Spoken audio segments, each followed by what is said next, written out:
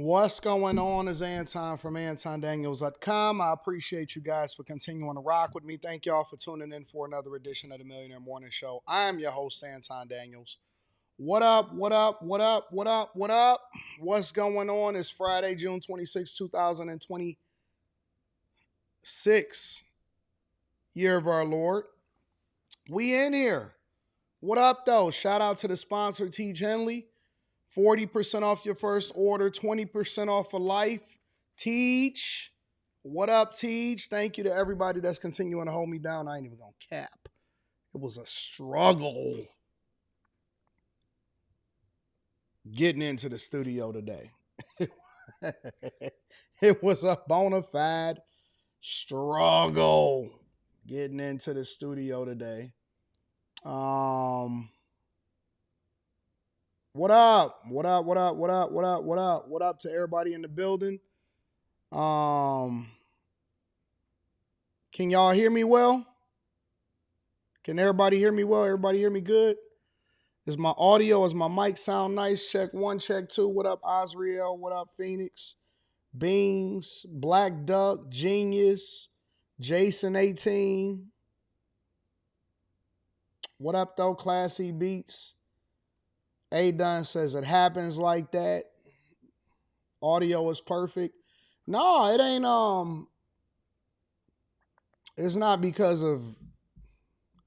It's because of them late night live streams, bro. It's the late night live streams. I'm gonna be honest with you. Like, I'm thinking it through every day.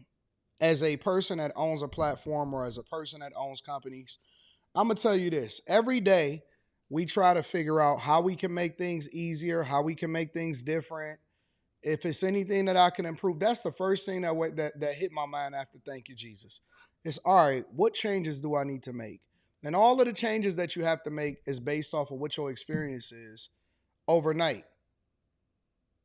You know what I'm saying? So, for example, I know that if I sleep in a little bit, because you might live stream, let me see how long my live stream was last night. 4 hours and 30 minutes last night. Started at around 11 o'clock. So that means that you don't even get to sleep to almost 4 o'clock in the morning, right? So you go to sleep at 4 o'clock in the morning, and if you get 3 hours of sleep in order to get up, then people going to say, well, Anton, you need to get more rest. We need you. Oh my God, we hope nothing happens to you. But then if you sleep in a little bit and you say, all right, I'm going to push the show back just a teeny bit, then, here we go. I knew it, that we're moving more towards sin. It's no grace. It's nobody. Nobody cares about what you dealing with, what you got to go through. They want their content. They want their show. They want their food. They want their cars. They want everything. They want what they want. And we don't care about all of that. Nobody cares. Nobody want to hear your excuses. Nobody care about that. If you had to stream for 4.5 hours and you went to sleep at almost 4 o'clock in the morning, then that's your fault. They don't care about that. Why you 30 minutes later than we used to you starting? So you slept in an extra 30 minutes? Oh, hell no. We not having that. Don't nobody want to hear that. Don't nobody want to hear that. They don't want to hear that. So I knew I couldn't mail it in, because mailing it in for no reason is not an option. And so we here. We are here in the chat. We in the building. We getting to it. And I just been giving people content on top of content on top of content on top of content. I haven't, he said, yeah, start the show, Bucko. We need that content. I haven't figured out this Friday show yet, because I got a concept in my mind and I haven't figured it out yet. So let me run this idea by y'all real quick, and then we're going to get into the start of the show. My concept in my mind for Friday is this. I didn't want to just do it in the studio. I didn't just want to do it on a live stream. I don't want to just do it on a couch back there or something like that, right? I mean, that would be cool. It would be acceptable. It would be dope, but it's not ideal. You know what I'm saying? Everything that I want to do, I want to go next level. So this is what my idea was. Thank you for the super chat. I'm gonna be reading those super chats shortly. This is what my idea was. I wanted to leverage the Lambo. Look, Brandon says, "You right, AD. When you canceled the show last week for your anniversary, I was pissed." See, I know the people gonna be pissed, so I got to be in front of this camera at least 10 hours a day, and then I also got to shoot my other videos for the Anton Daniels channel, and then we got to shoot the content for the Patreon, and then we got to keep shooting content for some stuff that's happening outside of here for a new show that we got going on. But that's neither here nor there. I'm not talking to Mimi right now. I'm mad at Mimi. I don't want to talk to her. I see her. I'm not looking at Mimi. I don't. I don't. I don't see you, Mimi. I don't see Mimi right now.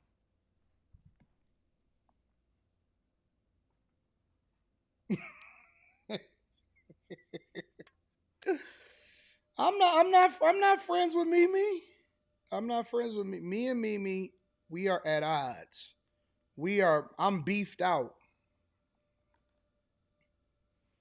I'm beefed out with Mimi. I'm beefed out with Mimi.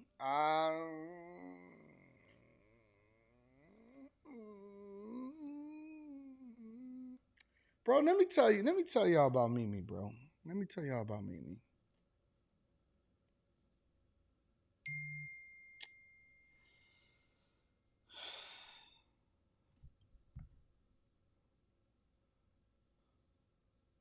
Nah, I don't want to hear that. Nah, we love Mimi nonsense.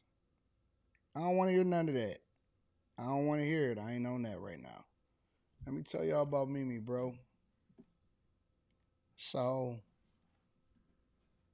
I go through my hell and high water to get Mimi's phone number yesterday.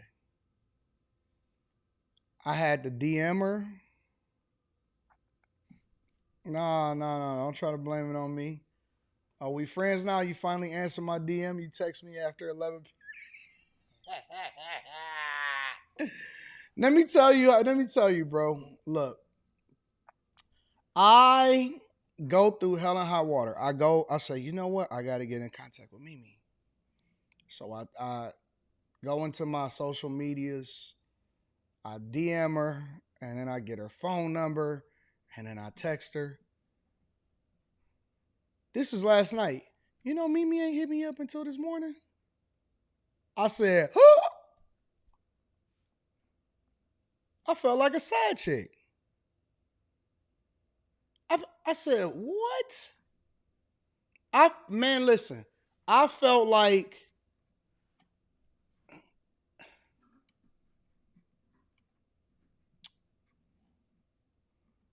I didn't know what to think. I didn't know what to think.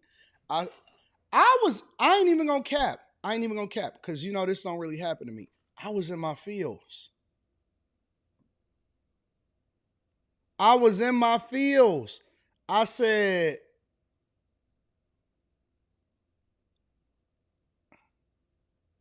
I kept checking my phone, making sure that I had reception.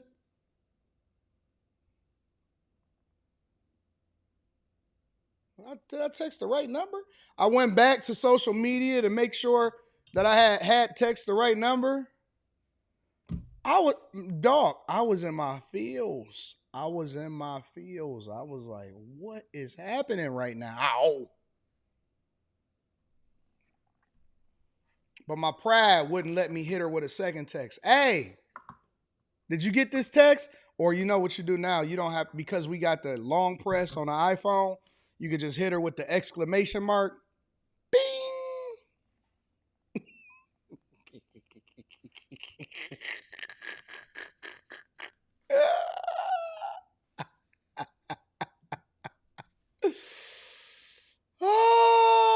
I was in my feels last night. I said, you know what?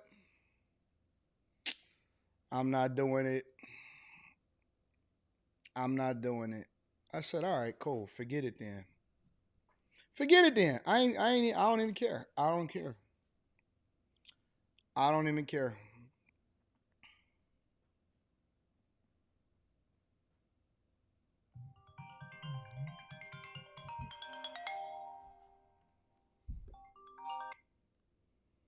Hello?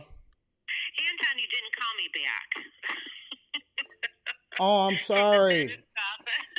Well, I see how I rank. What do you mean you see how you rank?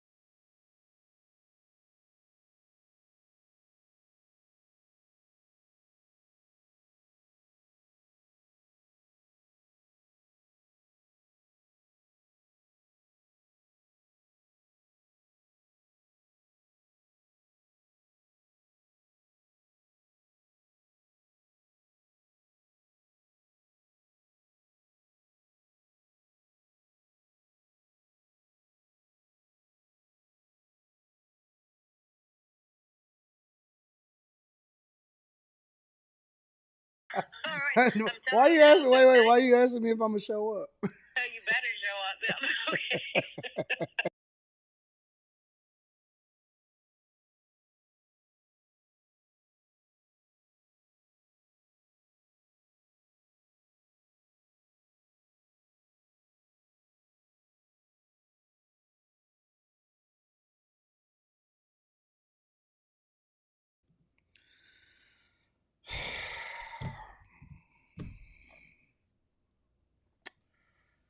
You know what the problem is about doing things live?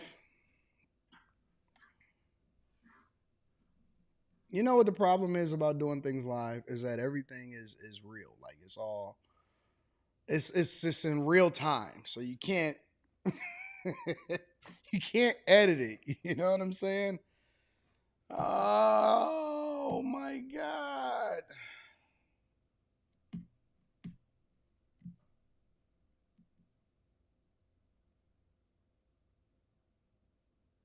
You know what I need? I need a I need a I need a redo. I need a revamp. I need a revamp.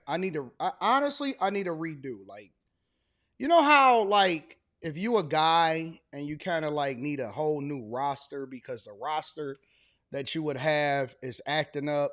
Your first string, your star player is out of control. Your veteran is out of control. You know what I'm saying? You kind of lost the locker room as a coach. Let me write this down. I might have to talk about this on Lambo Fridays.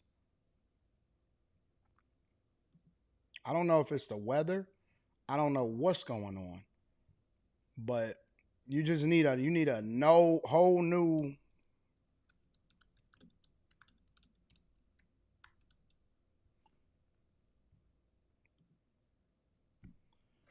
You know what I'm saying? It's like that's kind of like a life reset. Like every guy knows that at some point of his life, whether it was 20 years ago, whether it was yesterday, that your roster may be out of control. And so everybody that is in your life is not playing the role that they're supposed to play. And so you might just have to just wipe the slate clean and say, okay, well, who the new star players? Who gonna be? You might have to trade. Okay, so you always on injured reserve. Let me send you over to let me send you over to Miami. You know what I'm saying? You might put up a lot of points, but you inconsistent. Corey says, been there, that's why I got married. But they may be making bad decisions too. What do you mean? They may not be on top of their game. What do you do? What do you do when you sign her to a lifetime contract. How do you solve for that? And I'm using women as a reference, but I'm talking about life. That's what I'm talking about. But you got some good prospects. You got some G League players that's showing promise. You got some free agent. You got the draft is coming up. You want to make sure you get your draft right. Get your lottery. Oh, hold on. Let me hold off on that talk. That's Lambo Fridays. But let me give y'all this concept that I'm working through on my mind, right? So I got this. You gave her the Supermax, right? You gave her this nigga, you gave her the Supermax. And now that's really what it is when you give them the Supermax. That's you getting married, and now you salary capped. And if you go beyond the salary cap, you may hit the second tier apron. The fellas know what I'm talking about. The ladies, don't worry about it. Mimi, I'm mad at you right now. So, anyways, I got this concept in my mind, right? And so I want to do these Friday things, but I almost don't want to rush it because I feel like it's not going to be right if I don't do it the right way. So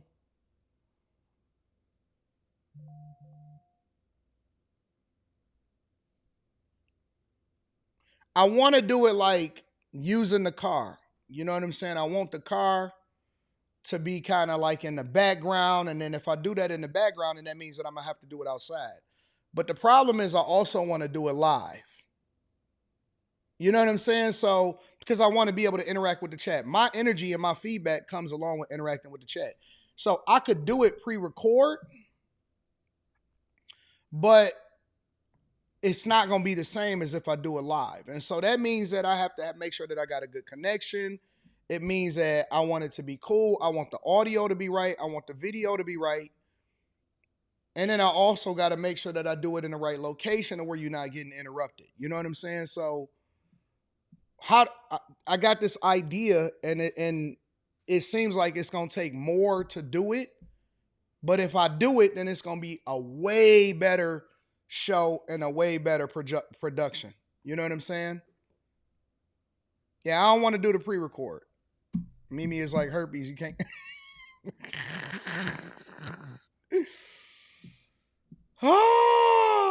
So I'm trying to figure that out because it's not just about the audio. I can figure out the audio. I'm not tripping about that. But it's about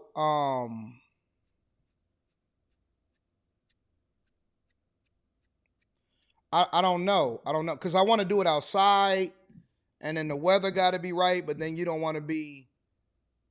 I don't know if I need a permit on a certain street because I want the background to be popping away the back. Because I want to do it in the streets. You know what I'm saying? But then at the same time, there's safety issues. And so I don't know if I got to hire security and all of that type of stuff because when you streaming in real time, when you're streaming in real time, um,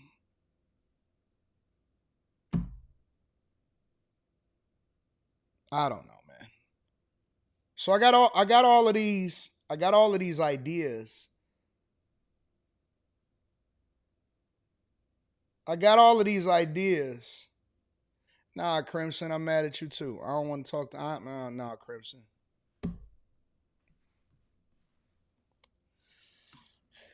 Crimson. I'm having problems in my life right now, okay? I'm having problems in my life last Crimson. I'm mad. I'm mad. I ain't gonna, I'm mad. I am who is a woman that you can call to get things done? That's the question that I have for y'all today. What woman can you call to where you know for a fact? How many of y'all in the chat right now knows that you can call this person and they're guaranteed to pick up and they're guaranteed to execute and be available at that particular time? I'm mad at Crimson. I'm mad at Crimson. I'm not mad at her in real life, but I'm mad. I'm in my feels. I'm in my feels. I am in my feels. I'm in my feels. Uh, this other girl that I was working with, and I was trying to put some stuff together. She quit me. Hey, you know how when you working with a person and you trying to figure out how y'all could connect and do some. I ain't talking about Crimson in this instance. It's this other girl, right? And so I'm talking with this other girl, and I'm like, yo, we need to put something together. And she had this idea, and I was like, nah, I don't think that makes sense. Bro, I kid you not. The very next text that I got said something crazy. Let me tell you what the very next text said oh.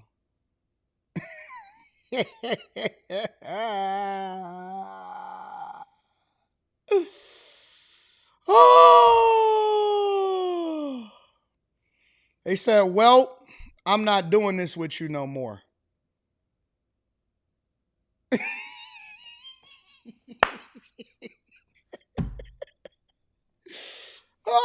Bro, I kid you not. Well, I'm not doing this with you no more. Wish you the best with your life. I said, what? I ain't never been quit by a girl that I ain't never talked to, that I wasn't talking to. What is going on out here? Bro, it's the weather. I promise to God it's the weather. The weather got people acting up. Women is out of control. They acting like everything is on 10 and all of this stuff. I wish I could call and make some phone calls and show y'all what's going on right now. I wish I could show y'all what my life is, but I can't show y'all my life.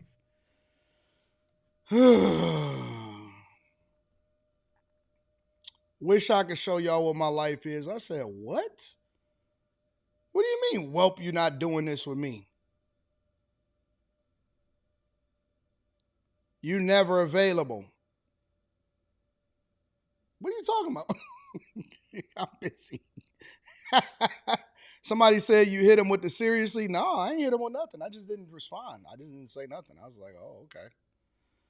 If I call right now, it might go off on me. Azriel, I'm suffering down here. I'm going through it. I'm going through it. I'm going through it. I don't know what to do. I don't know what's going on. I don't know how to go about approaching this differently. I don't know what my life has become. My life is a disaster. I am in disaster mode. Let me tell y'all what mode I'm in right now. I am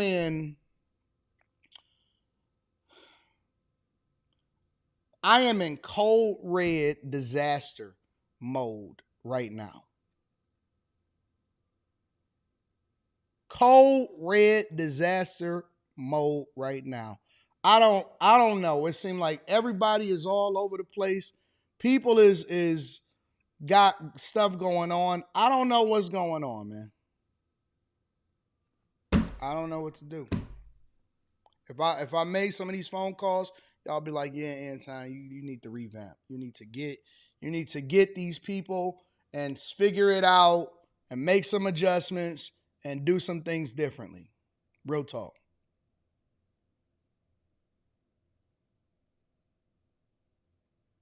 Thank you, Nicole. I appreciate you. Let me read some of these super chats and these cash apps. And then if I call, then it's gonna make it seem like I care. So I can't call because you already said, well, good luck with your life. And so I just didn't respond. But then if I call, you're gonna think that I really care, but I don't care, but I want to make an example out of you. So that's where the problem come in. Shout out to Peace Man. Peace. What up, Peace? Oh shoot. Peace, why you ain't telling me you was that pretty?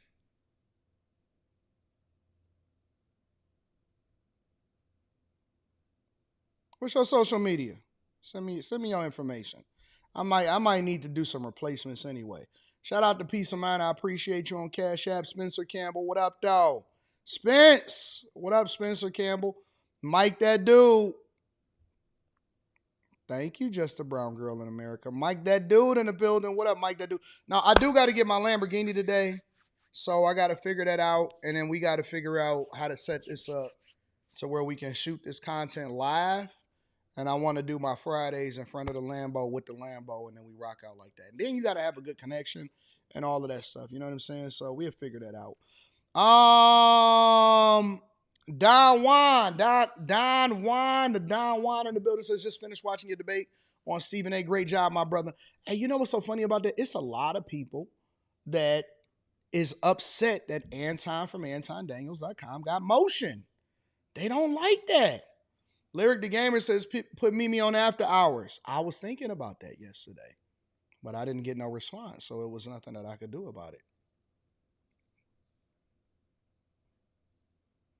Sucks to be me, huh? Lyric the Gamer. Pop, what up, Pop? Pop says, saw you on Stephen A. Smith with the Democrat brother. Anton, my guy, please protect yourself. You a big problem to the black Democrat narrative. Head on a swivel. Let me speak to that real quick. Do you know, and I said this yesterday, do you know that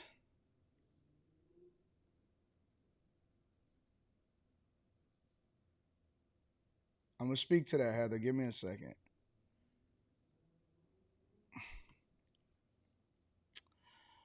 I am I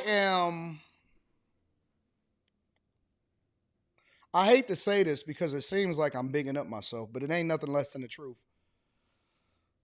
I believe that I am one of the biggest threats to the Democrat Party ever and that they fear me. And that's why they tiptoe around you. They tiptoeing around me. Shout out to Stephen A. Smith. Stephen A. Smith ain't scared. He like, yo, I like the smoke that you got. I talked to him this morning. I was kicking it with him on the phone this morning. Mr. Lot says, gotta shake up the locker room. Facts. And it's the beginning of the summer. Sir James P. Fields needs a roster too. Shout out to J. Ben. My girl Crimson says, LOL, good morning, Lord Anton. That's all you need? I need a lot. I am a high maintenance man. Billy Ray Valentine. Okay. All right. Happy Friday, King AD. Counting down to 725. All right. Mr. Lot says you got to pull up from the G League Elite. You got to pull one up from the G League Elite or have a draft combine. I don't know what to do, bro. I don't know what to do. Crimson says, oh no, why you mad, sir? I tried to reach out several times. Please forgive me, Lord AD. We're going to talk about that later. Coach Chris says, do you think it's important to vacation and completely disconnect from work, or should you always have your finger on the pulse of the business? Always have your finger on the pulse of business. Always have your finger on the pulse. Never sit there. Vacationing and cutting everything off is for people that work regular jobs that get PTO time. When you own the business, when you own the company, when you are the person that is building something, you never, ever not have your hand on the pulse of the business, ever. Seifel says, now you see how I feel. Miss Sanchez says, good morning. I woke up with demands. Oh my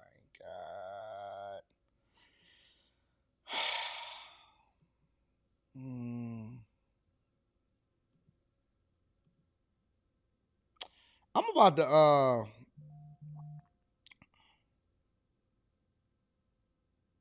I'm about to cut this stream short.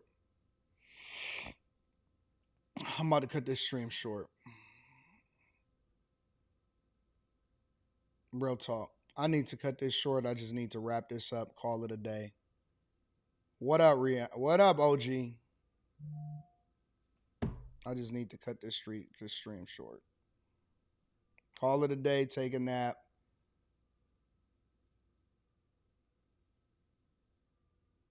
And keep it moving.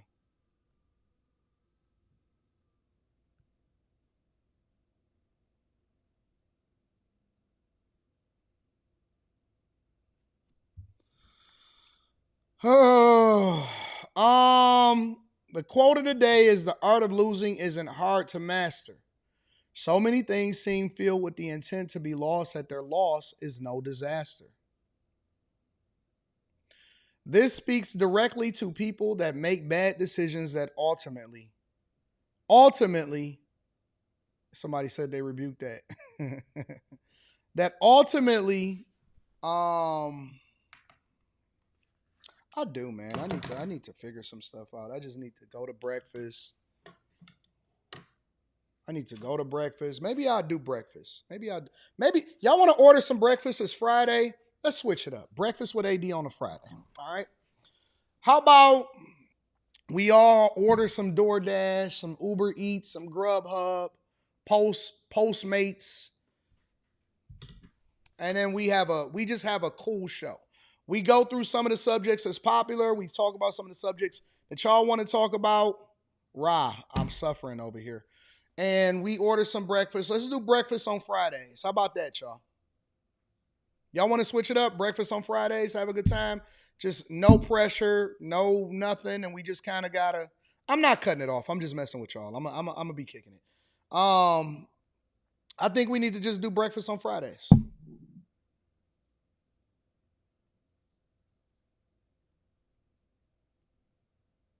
Y'all with it? The people choose violence today. I'm not cutting it short. We kicking it. We slow motion. I'm here. I'm here. I'm in the studio. Why is it something that Sanchez says? What does Miss Sanchez want? All right, I'll tell y'all what. I'm gonna call Miss Sanchez and love how you switch it up daily. Never know what we're gonna get. We're gonna do breakfast. We're gonna do breakfast today. And let me see what Sanchez is talking about.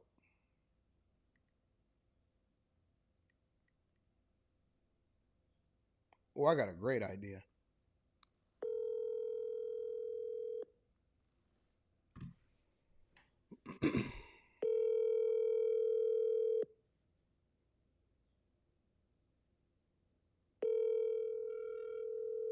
Why Miss Sanchez say she got demands and then she not answering the phone?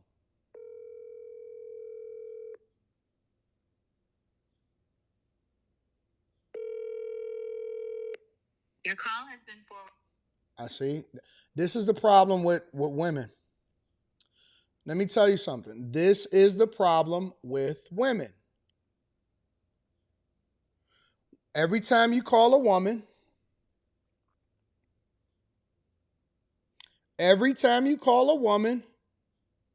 they don't answer. I'm about to order my breakfast. I ain't messing with y'all, bro. I'm done. I'm done.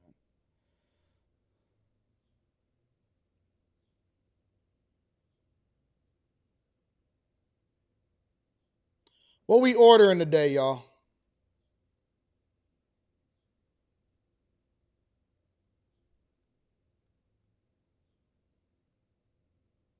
What we ordering today?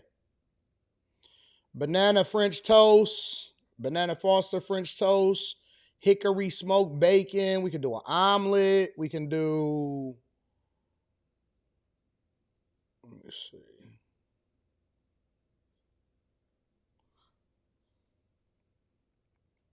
We doing breakfast today. Breakfast on the live stream. I'm about to DoorDash it. Oh, Hudson Cafe. That'll slap.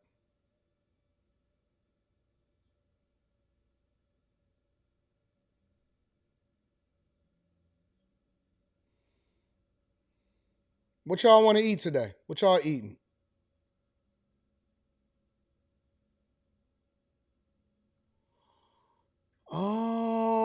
The traditional scrambled eggs,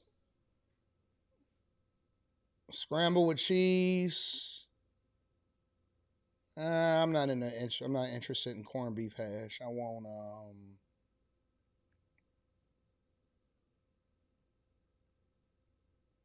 strawberries. Kind of in the mood for like some bananas. Pancakes. Y'all like blueberry pancakes? Um,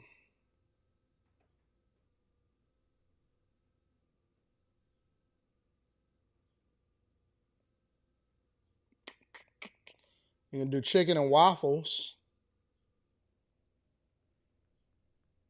I don't know what I want, bro. You know what I kind of want? I'm kind of in the mood for um I'm kind of in the mood for tropical smoothie. You know what I'm saying? Like an acai bowl or something like that. Y'all got first. Yeah, we got first. We got first watch here. But then at the same time, I kind of want some pancakes. I'm gonna switch it up. Let me do this. Let's go to Joe Louis Southern Kitchen. Let's do that.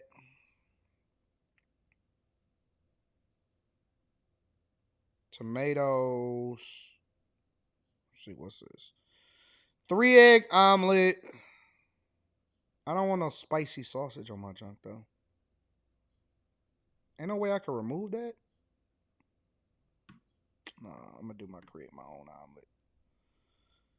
All right, create my own omelet. We're gonna go spinach, tomatoes, um, American cheese.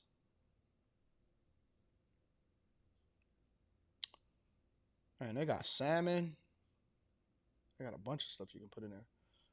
Let's go tricolored peppers. Tricolored peppers. Oh, you can only select 2 vegetables. All right, we're gonna go spinach, tomatoes.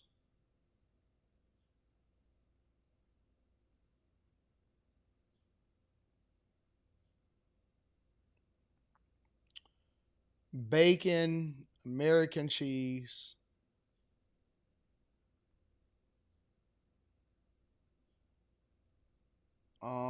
sauteed onions,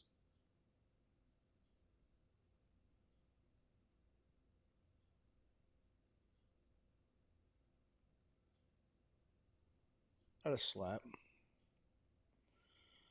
That a slap. Or no, we're not gonna do no bacon. Let's do the bacon on the side.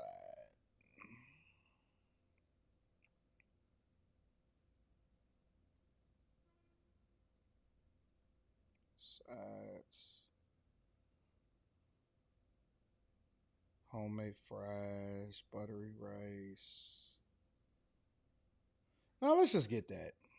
Let's just get that and call it a day.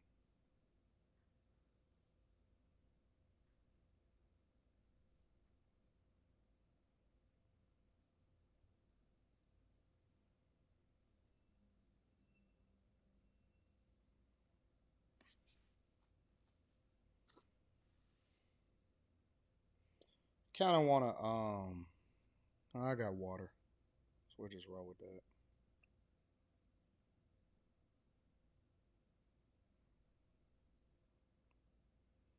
A $15 tip.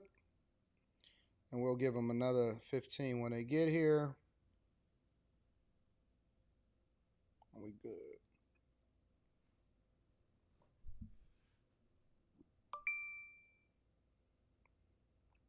All right.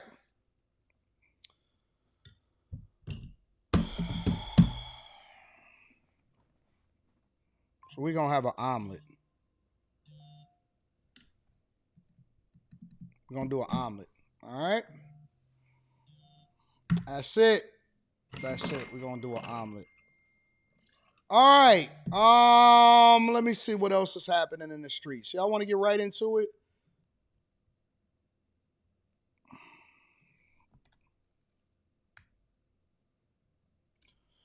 Terrion Arnold. Let's get into this. On this episode of Dumb Criminals.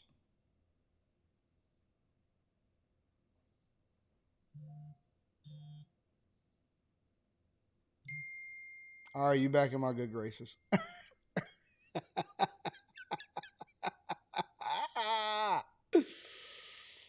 Oh man, all right, all right, I'm with you. All right, okay, we'll talk about it. Mimi.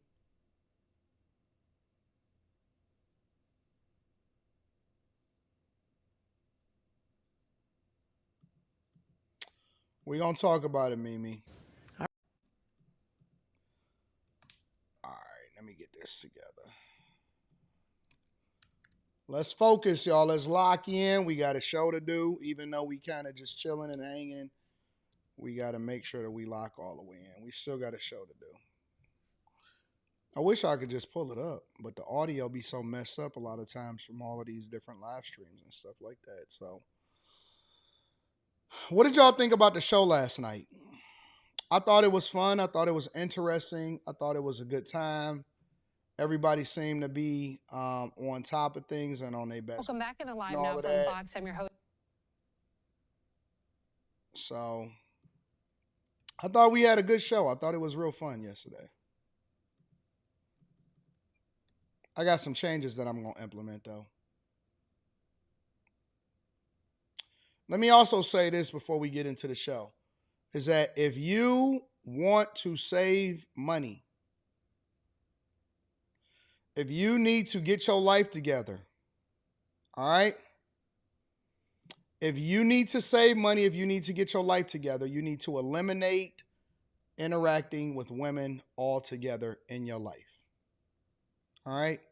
You do not need a girlfriend. You do not need a woman on your arm. It is so much more difficult to be able to level up and get to the next level. If you are a person that needs to really lock in and fix your life and change things and, do the things differently that you need to do, you're going to have to get rid of the women.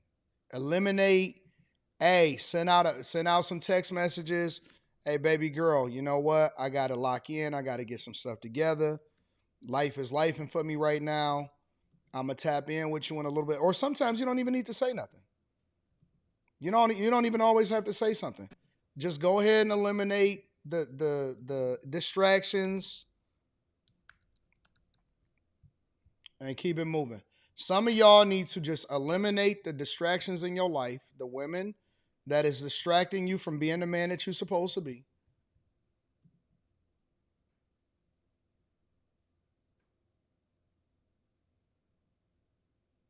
And dip.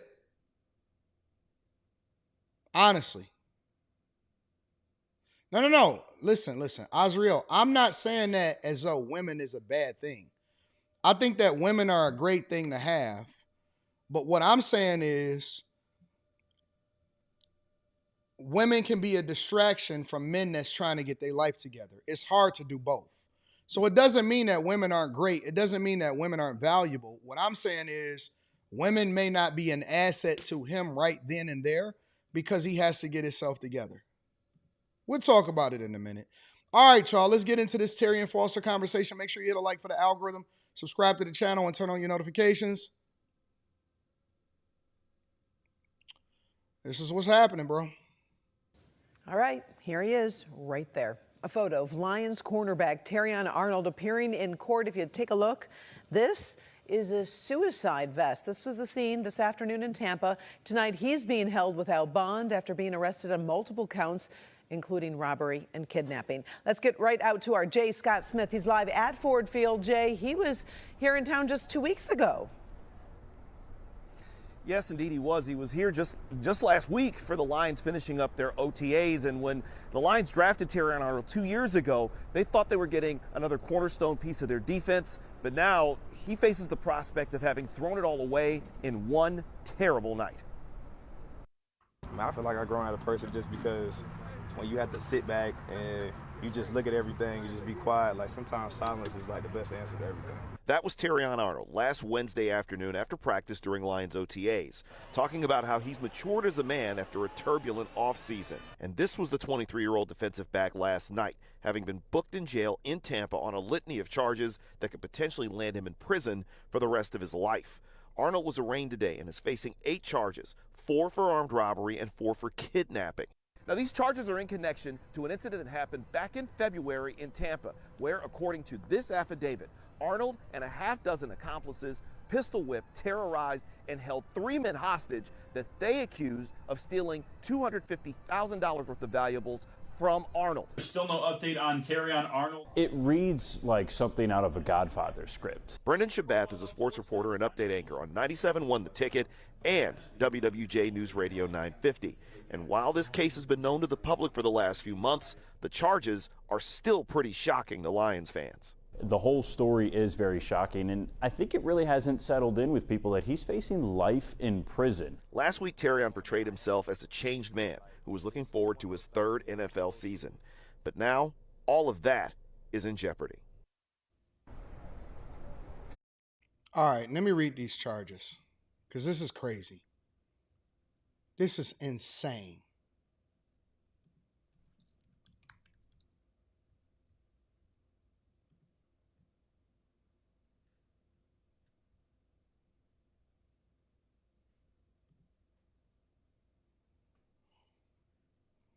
Facing multiple felony charges after he was arrested Wednesday in Tampa. Of course, he's from Detroit, right? Now, remember this. When they say these charges, they're saying it, they're labeling you with what you're being charged with. Robbery, kidnapping, right?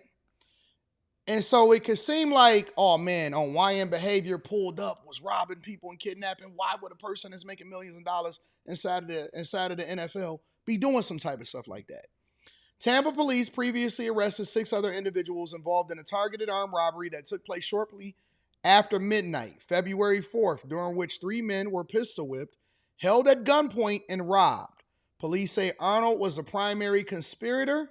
He is accused of coordinating and directing the co-defendants to lure 3 men to an apartment where the assault occurred, according to the release from the state attorney's office. Arnold turned himself in, was taken into custody. He faces 4 counts of kidnapping, 4 counts of armed robbery, which carry a potential life sentence in prison. He's scheduled to appear in court Thursday afternoon. State's attorney's office, which is why you see him in this photo right here.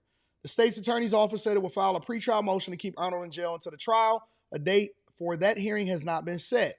According to the police investigation, the incident began after a personal property belonging to Arnold and others was stolen on February 1st from an Airbnb that Arnold rented in Largo, Florida, and periodically stayed at with 6 co-defendants: Ariana, Jasmine, Lindell, Christian, Balke, and Freddie, and other friends. Arnold, Hilton Hughes, and other individuals reported property loss totaling more than $250,000 at the Largo Police Department. Arnold, according to the Tampa police, suspected that 2 of the 3 victims in the kidnapping case was responsible for the Airbnb robbery, but investigators later determined that they weren't even involved. The state's attorney office in its release accused Arnold of orchestrating the kidnapping and robbery just hours after reporting the missing items from Largo Police Department. Investigators said they located a group chat in which Arnold and Hilton reportedly gave directions to DeVale, Williams, and Hudson during the assault at the apartment. 2 of the co-defendants in the case have pleaded guilty, and the other 4 are being held without bond. I'm going to break all of this down for y'all in a minute. In a statement Wednesday, Denise White, CEO of EAG Sports Management, said Arnold categorically denies any involvement in the matters underlying the allegations made against him and maintains his innocence. There's no credible evidence linking Mr. Arnold to those allegations. Instead, the government appears to be relying on testimony from multiple convicted felons who have admitted in their own involvement and may have substantial incentives to shift blame in an effort to lessen their sentences. Let me tell you what that means. Snitching. Snitching. So let me tell you what really happened, all right? He out there hanging out with the young boys, his friends that ain't, and I keep telling y'all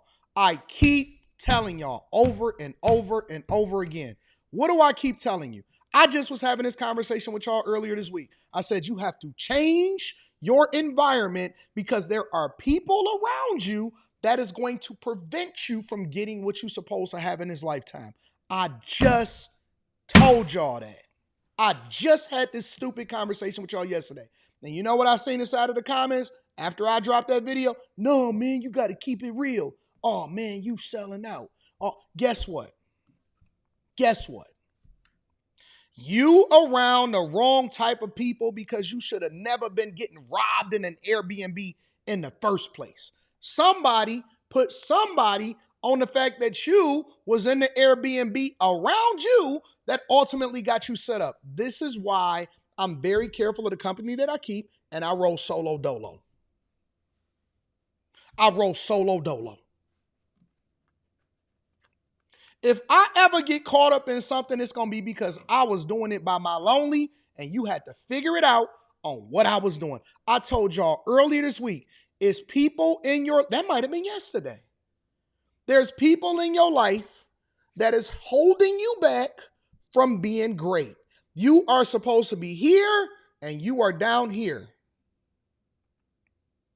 But no, Anton, no, man, I'm in the streets. No, now you in jail. Because guess what? Them very same people, and we're not going to remove culpability in this. Them very same people, when the going gets tough, because yeah, you got shooters, boop, boop, boop, boop, boop. Yeah, you got the homies on your team that's willing to crash out for you until they tell them, all right, listen, homie, you gonna come in with that paperwork? I'll show you how they do it. So listen, so this is 4 counts of robbery, 4 counts of kidnapping. So we willing to give you life. All of that toughness go out of the building when they say life. We just seen Sean Gathright and all of his friends and associates get life. And they came in and they said, all right, cool, we don't play in Florida, and we gonna send you to we gonna sentence you possibly to life. 2 of them said, can I at least get a corned beef sandwich? Now, you know, if they coming in there with food, listen, the first 48 taught us anytime that somebody is coming in with food, that means they already they ready to talk. They ready to talk. What? So you mean I could do like 2 or 3 years instead of life, and all I got to do is give up the big dog? Yeah, it was Terrion. Terrion. We did this for Terrion. What you mean? I ain't had $250,000 in jury. I was just there. I was trying to hold down my homeboy. No, let me show you the text messages. This was the text. He told me to do it. This is his phone number. This is the text messages. Now you cooked. You were supposed to be preparing for the next season. You were supposed to be making. Let me look at his contract. Give me a second. We got to figure this out.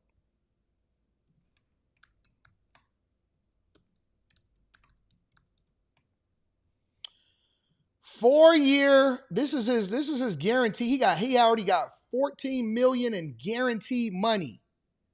He got a $7 million signing bonus through the 2028 season. He was about to get a bigger contract once he performed these next 2 upcoming seasons. Gosh. Good God. Terrion Arnold, age 23 years old. 23 years old, and threw away everything. Everything. Listen, not only did you throw away all of the money, you threw away your life. Let's say, for example, that he's able to plead down, and let's say he wind up doing 2 or 3 years for this whole debacle, because we're going to get into it. We still going to break down the debacle. But let's say he got to do 2 or 3 years for this whole debacle, right? He'll never play in the NFL again. He'll never get... You worked your whole life since Pee-wee. Your whole life since Pee-wee. This is why I don't listen to people that was in the comments and doing their deep dives. Man, if somebody would have got in my face, I would have crashed out right there on camera. For who? For you? For who? Why would I put my platform in jeopardy? My well-being, my finances, everybody that worked for me, the well-being of my family. Why would I throw that away for you? Man, you should have fired off on them right there. No, we got to stop being niggas. Yeah, it's Friday. We're going to talk about it today. I've been telling y'all for years, hey, young man, think this through. Think this through. You don't think that I had a whole bunch of people that was over it?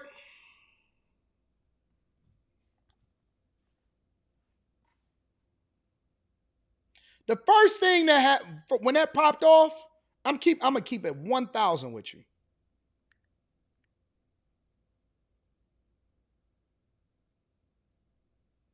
The first thing that happened, forget Detroit, I had homies in Los Angeles saying, hey, man, we ready to crash out right now.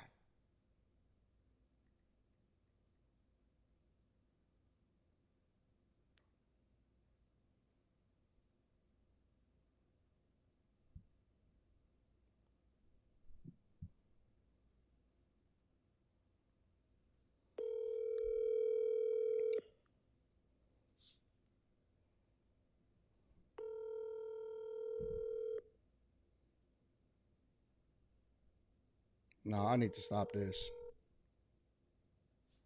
I don't even want to do this. Yo, Ton, what's up? You need us to pull up right now?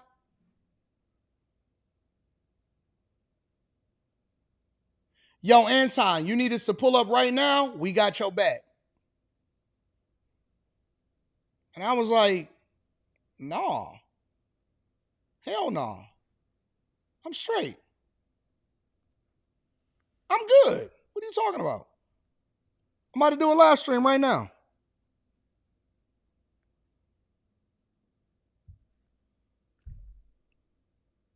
I'm about to do a live stream. I'm cool. I'm chilling. What we talking about? Why are people trying to throw away their entire lives over a situation?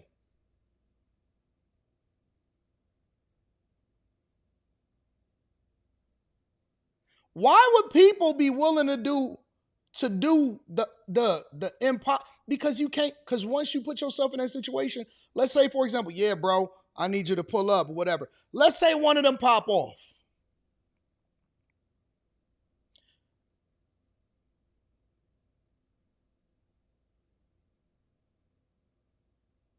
Let's say one of them pop off or something happened and you can't control the situation no more. Then what? Then what happened? Then you become responsible. Then you become culpable. Then everything goes left. No. Listen, everybody keep it moving. This ain't even that big of a deal. It was a little debate. Forget it. Instead of even talking about that, we're going to make some money off of this. Yeah, you remember my homeboy, hey man, why you ain't call me? Why you ain't call me? This and that? Because, what do you mean calling you? Because we grown men. We ain't dumb. We adults. We're adults. See? And it'll always be a dude in his bedroom, in his mama's basement, jacking off in his socks, sitting there telling you what you should have did. And they ain't got no money, they ain't got no motion, they ain't got no nothing. We chilling. And so what he did was he went back to his roots. He went back to thugging days. And he told his homies, he did the right thing the first time. The first problem that he did was he was over there in the area in the Airbnb with a bunch of people that he shouldn't have been hanging with in the first place. That's the first thing. The second problem was once they then said, okay, you know what? Somebody came in, they jacked us because obviously they was wrong about the people that robbed them. Somebody came in, they stole $250,000 worth of whatever from us. All right, cool. Well, listen, we're going to go to the police. We're going to see if we can file an insurance claim. We're going to take that. You might have to take the L, but guess what? I can always make more money. I can always get back. I can always run up a bag. For me, that would have been a reality check of what am I doing and who am I hanging around? Forget the fact that I got robbed. We're going to let the police handle that.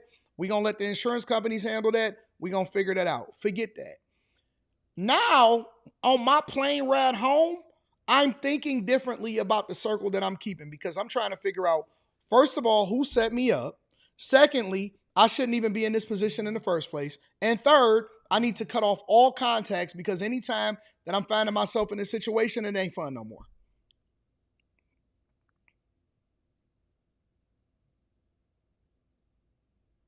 I'm gone. I'm out.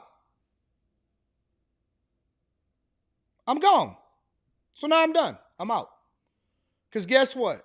I'm not letting nobody mess up my future. I'm not letting nobody mess up my bag. I'm not letting nobody let me be a crash out boy. I ain't even supposed to be around y'all. I'm gone. So now, first of all, he never gonna work, and he's never going. It doesn't even matter. Look, I'm gonna be consistent. I believe in innocence until proven guilty according to the law. So we're gonna see what the evidence present. We're gonna see how that plays out. All right, it's gonna be. But it doesn't change the fact that A, you shouldn't have never been in that situation in the first place.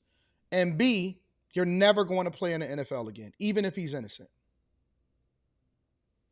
Even if he beat the case, even if he beat the charges, even if he wound up becoming innocent, he's never going to go on an NFL roster ever again. Ever. All because you hanging out with the wrong people and the wrong crew. And that was that. Somebody says, you said you would have beat his A if he came outside. Now you saying that you were good. I'm going to say this again, and I said this yesterday. Be wary of people that intentionally look to misunderstand what you're saying. Getting it off camera is much different than getting your platform banned because YouTube does not like fighting on camera. So there's a difference between putting up 101 in the back versus doing it on camera in real time so that they have evidence and you can't be able to edit it or you can't prevent that from ever getting out and losing your platform and losing millions of dollars. Be very wary of people with no profile picture that are intentionally looking to misunderstand you. And it don't even matter because it's over now, so it don't even matter. It's being used as an example to illustrate a point. But the point of the fact of the matter is you have to be careful. And let's be clear, even with that situation, he didn't control the narrative. I controlled the narrative. I'm the person. I walked away at the end of the day. I got up and said, all right, I'm gone. It's up. I was the smart one. I walked out the door. I was the person that was chill. I controlled the narrative. But we're going to have to leave some people behind. We're going to have to leave some people behind, or you can turn into Terrion Arnold and find yourself in a situation that you can't get out of because you can't control what happens after you put yourself too far, too deep with the wrong people in the wrong spaces.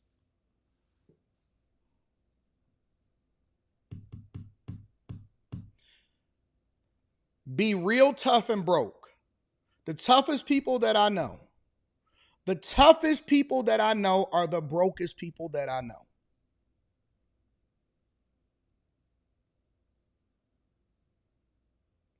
The toughest people that I know are the brokest people that I know. So you're going to have to make a decision. You want to be a thinker and you want to be rich, or you want to be tough and you want to be broke. They lose their jobs. They get fired. They always getting arrested. They always in a situationship. It's always somebody else's fault. They always got to call somebody else for help. They always the victim. The toughest people they always blaming white people. It's always the system's fault. It's always a situation that they got caught up in. The toughest people that I know can't think their way out of a wet paper bag. I don't know no tough dudes that's rich. Not one. I don't know one tough dude that is rich. Not one tough guy. Because all of the tough dudes I know is crash out boys. I don't need nobody to crash out for me. That's why I hire security. That's why I do things the right way. When I go out of town, everybody knows, whether it's at a meetup, whether it's an interview or whatever, I hire security. I hire official security, not my homeboys, not the homies. People kept calling me, man, you should have took me. No, I have official security, people that are licensed for this in the state, and they are insured up to this amount of money, and this is their job. We have to do things right and in order. Right and in order. Otherwise, this is where you find yourself. And I don't know how many more examples that y'all gotta have before y'all wake the fuck up and say, you know what? I'm sorry. Before y'all wake up and y'all say, you know what? I need to do things a little bit different. I'm not really trying to find myself in these same spaces. I don't want to put myself in a position to where I'm losing all of the things that I work for. And everything that I got going on is playing out the way that it's playing out. And I'm going to keep it 100 with you. And in that situation, even on the West Coast, when we was in that situation, I didn't feel like I needed security for me. I wanted to make sure that Muppa was taken care of. I was comfortable. I was very comfortable, but it's a way that I go about doing things. Everywhere I go, it's just a standard. And I wanted to make sure that Muppa was straight when she with me, because I can't let anything happen to anybody that's with me on my watch. He was sitting with her. He was over there with her. It had nothing to do with me. I was comfortable. Very, very comfortable in my situation. Because I didn't feel like nothing was going to happen. And I was cool.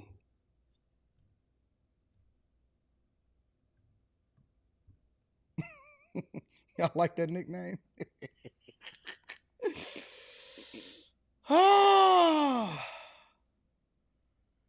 I'm chilling. I don't want to be around. I don't want to hang out. I don't want to get caught up in nothing. I don't want to crash out. I don't want to do none of that type of stuff. I'm chilling.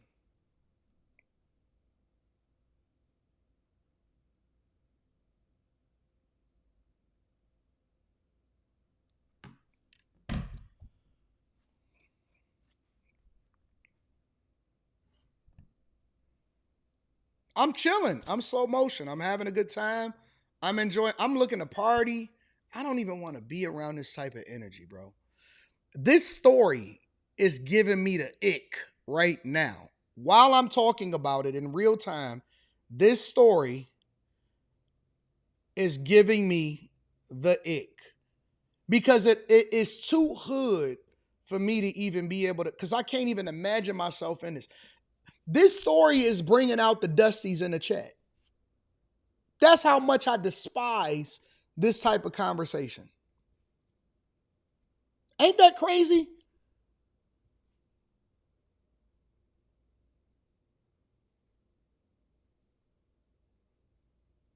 Like, I don't even entertain this type of nonsense. I stay so far away from the BS. I stay so far away from the mess that this whole story right here is just like, ugh.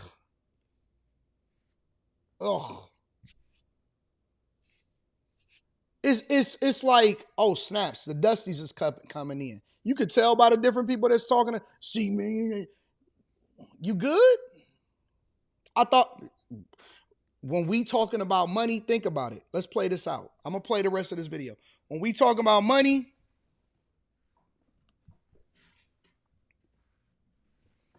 when we talking about money,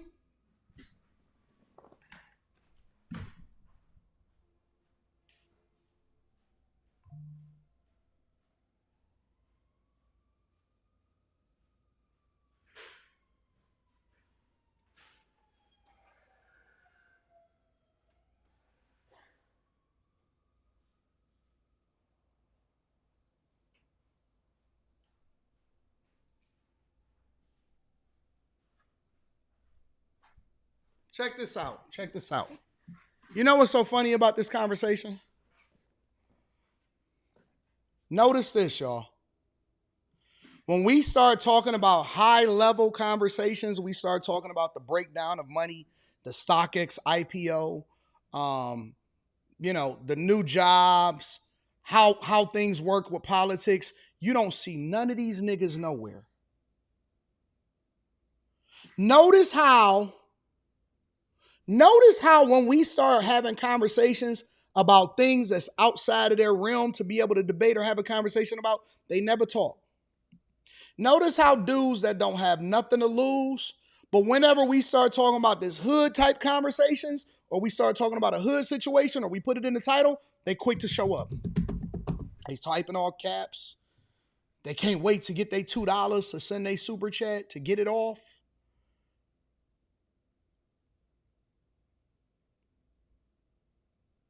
I ain't even gonna lie to you. Sometimes it's a headache when I'm planning for a show. When I see something go viral, and I'm like, and I look for other stuff around it that I could talk about that I don't even have to address. But I know that the people want me to talk about it. It's hard sometimes, bro. I'm keeping it 100 with you because I know that even putting it in the title, even putting the situation in the title, is going to bring out a certain element of, even in content creation, it's just like real life. If you talk about people or low vibrational subjects, it's going to warrant and generate conversations that is going to pull people in that are low vibrational. As crazy as that sound, right? Because when we talk about politics, when we breaking down the budget deficit that's in Chicago and how that's going to affect your property taxes, they don't own no property. They don't plan on owning no property in their entire life. They don't know nothing about none of that. So now they can't participate.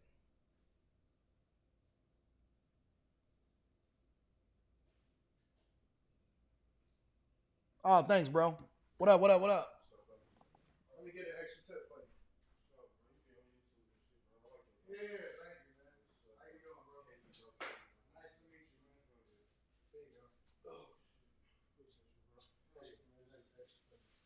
keep me in pain, bro. Yeah, you want to say a shout out to the people? Oh, yeah, bro. No, you can, they right over here. They on the live stream. Yeah. Say shout out to the people. What's good, my baby? What up, though? Detroit, 12th Street shit. Yeah. All right, big dog. I appreciate you, bro.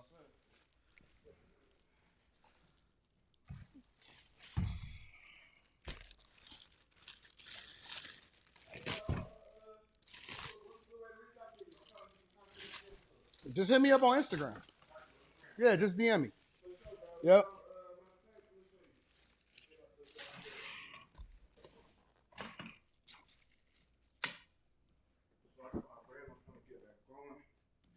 So pretty much, all praise to the Most High.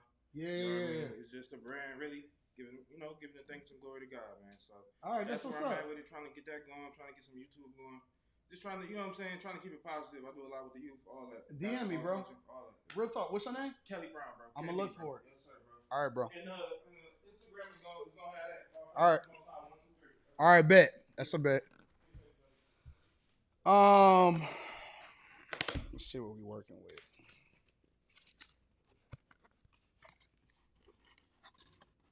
That's breakfast. All right. Got breakfast popping. Today, gotta go get some pepper. We'll go get some pepper after that.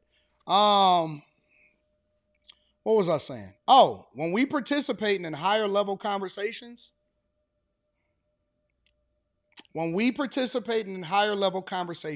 you'll never have them in there. Even, let's say, for example, I did a debate with Theron yesterday, right? Or the debate dropped with Theron yesterday. And the only time that people can criticize is if they say, man, he don't represent the community or something like that. They can't speak to the talking points, right? They can't speak to any of the conversations that we have. They don't know the crime statistics. They can't speak to the investments that need to be happening inside of these communities. And so what happens is, and actually, you know what's so funny? I'm going to change some things now. Because I realize that when I speak about low-level conversations like this, it draws the attention of people that don't deserve to be in the conversation. And that's why you got to elevate. Because when you elevate, you remove the dusties.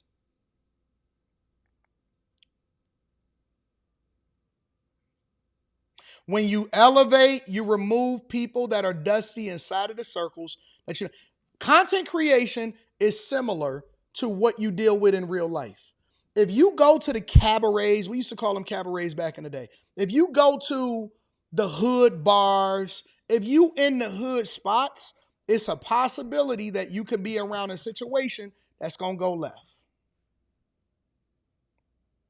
However, if you are in a higher level place and category where it's not accessible, where people in the hood ain't trying to be because they know that they're going to be like a fish out of water,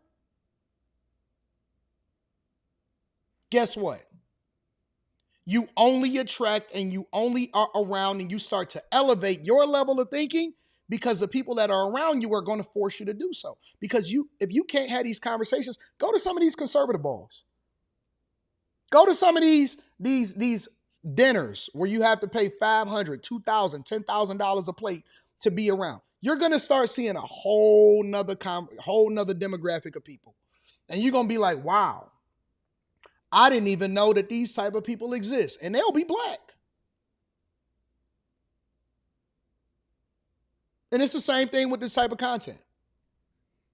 The only people that can say anything about me is the people that'll say, oh, I don't like him because I don't like the black people, black culture. He doesn't show up for black culture. But they don't have any talking points. They can't speak to you. It's the same thing what happened when the comedian. I'm going to just keep it 100. When we started going deeper into the constructs of what makes society what it is and voting and statistics and data, that's when they got mad. The outburst, listen, the foundation of our disagreement wasn't, oh man, you kissed the A of white people. It happened way before that. It was on a higher level because the low vibrational comedic stuff that they say was down here. And so when it got past that level and it went to here and it started going to here and it started going to here and we was just getting started, it was a defense mechanism. Oh man, you kiss that white people. And it was like,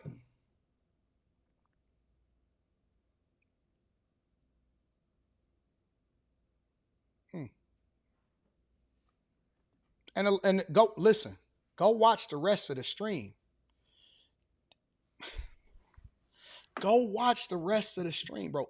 Look, once we got past that initial, all right, cool, and we dapped it up, all right, cool, listen, I respect you, you respect me, we're gonna have this conversation.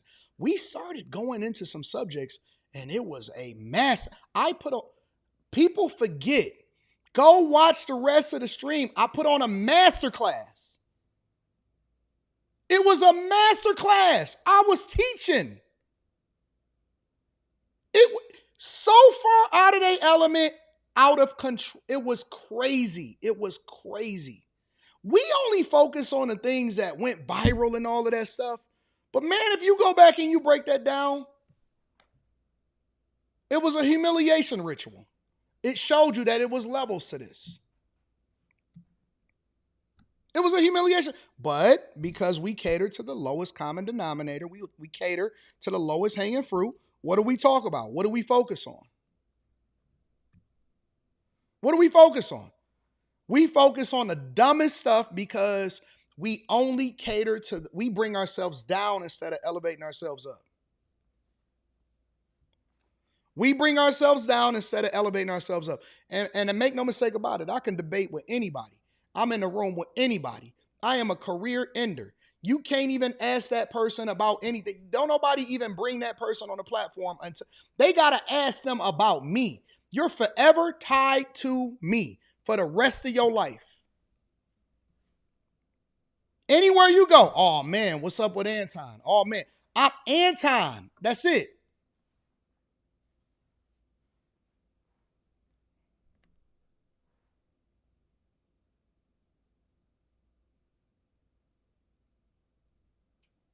Now, I may not talk about it because there may be some pending things that are in the works. But we'll get there. We'll get there. We'll get there.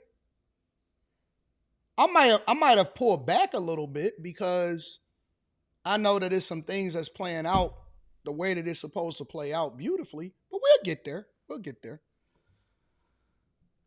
We'll get there.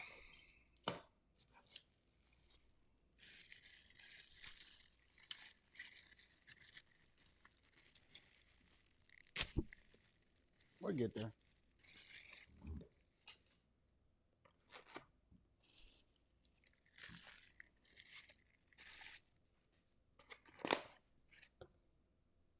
We'll get there. Somebody says, it's wild to see how much people don't like you for baseless reasons. I don't want them to like me. That's the thing. Look, bro. Look. And let's get back into this.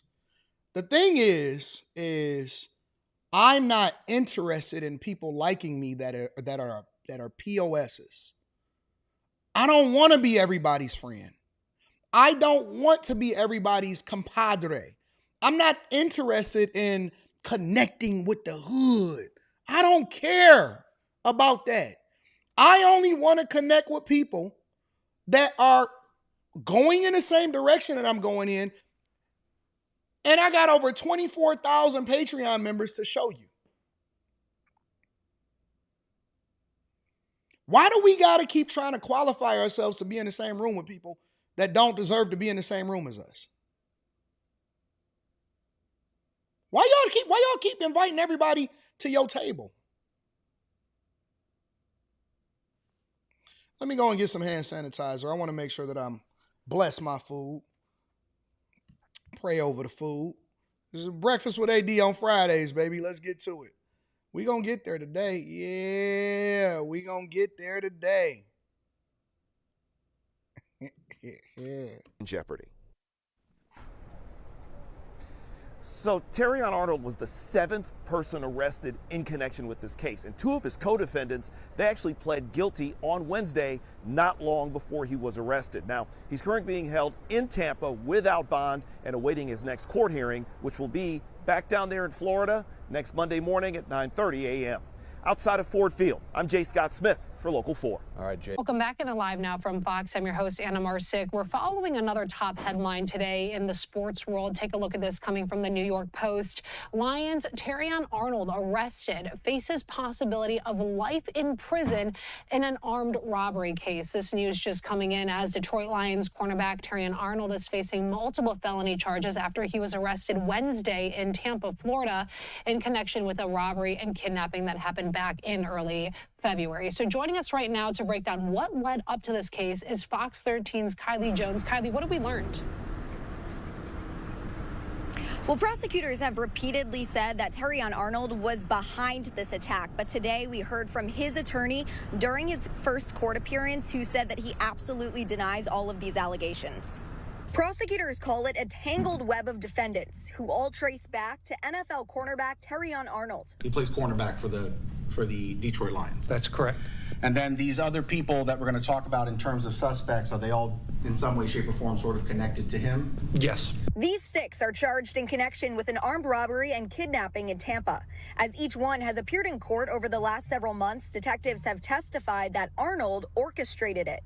It all started back in February. A gentleman named Terrion Arnold and several of the listed co-defendants in this case had a party at an Airbnb in Largo. Police said Arnold reported that more than $250,000 worth of valuables had been stolen from that Airbnb he rented. Mr. Arnold and the listed co-defendants then decided on their own that the victims in this case were responsible for the theft of the property. Prosecutors say Arnold directed Jasmine Randazzo and Ariana Del Valle to lure the suspected thieves to an apartment in Tampa, where Lindell Hudson and Christian Williams were waiting. Detectives say they held the 3 male victims in their late teens at gunpoint and pistol whipped them while streaming it back to Freddie Hughes, Boakai Hilton, and Arnold before they got to the apartment.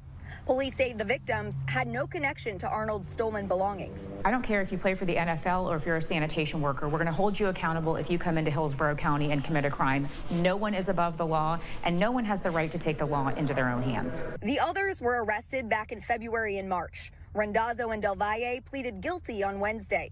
Arnold turned himself in Wednesday night and made a first appearance over video conference on Thursday afternoon. In reviewing the pre-trial detention order and the charges, it appears that much, if not all, of these charges against my client rely on the testimony of 2 co-defendants who entered pleas recently. We would ask that the court have the government give us a copy of those pleas prior to the detention hearing. In an earlier statement, Arnold's management team said, quote, the government appears to be relying on testimony from multiple convicted felons who have admitted their own involvement and may have substantial incentives to shift blame in an effort to lessen their sentences.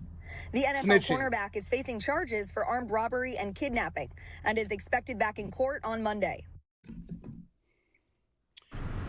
And the judge did deny that request for a copy of those other defendants' pleas at this point. Arnold will stay in jail right now until that hearing. That's a pretrial detention hearing on Monday morning. All right, Fox 13's Kylie Jones, thank you so much for your reporting. We appreciate it here on Live Now from Fox. They don't want to say. They don't want to say who the snitch is. They're looking for a copy of the testimony, but then they have to protect the person that snitched.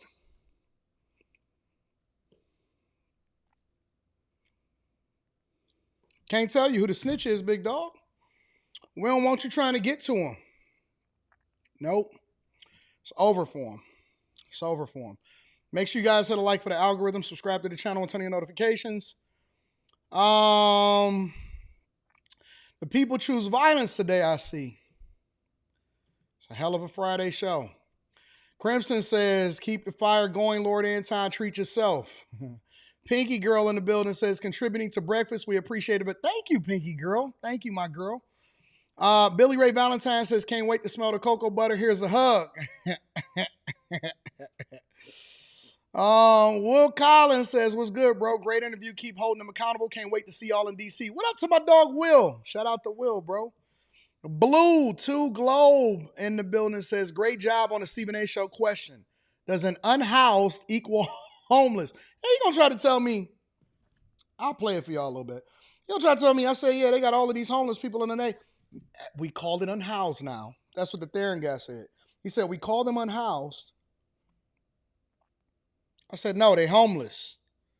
If you out here in the streets and you actually interacting with them in real life, you know what they say? You know what they say? Hey, man, I'm homeless. Can I hold something?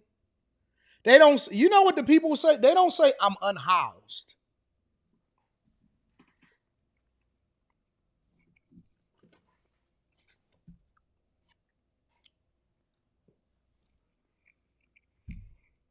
Hey, man, I'm homeless. Can I hold something, big dog? I said, no, we call them homeless.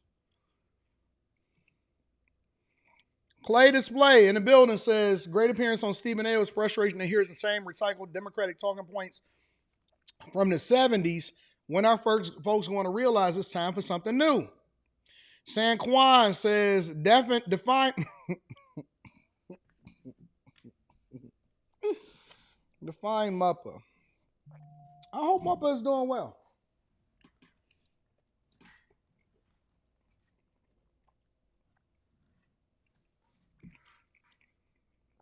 I could call her right now if y'all wanted me to. I can call her right now. You overweight, Corey sunned you, and you still overweight. That's what Brooklyn Kennedy said. We're reading all of the super chats, y'all. Oh, Brooklyn Kennedy got another one. He typed in all caps. Hold on. It's okay. Just say my name. Don't be sensitive, lame. Oh, we got another one. Hold on. We got another one from him. A masterclass. He don't know how to spell, y'all. He don't know how to spell. A masterclass of how to loose. Woman, thou art be loose. Woman, thou art be loose.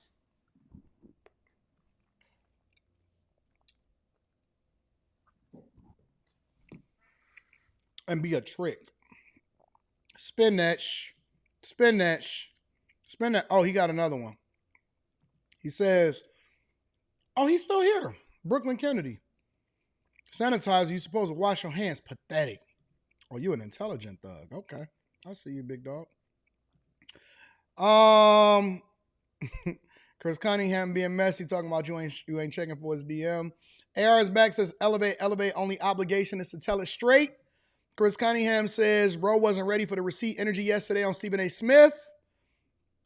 1J Ben says, once he took off the thumbnail and title, I knew James P. Fields' villain arc was loading from a pleather couch in a basement of unknown location. Yo, AD, I have a job deficiency. Let me hold something, says Ken Hug. Shout out to Ken Hug. You know what I always wonder? I'll be always wondering, like, why do people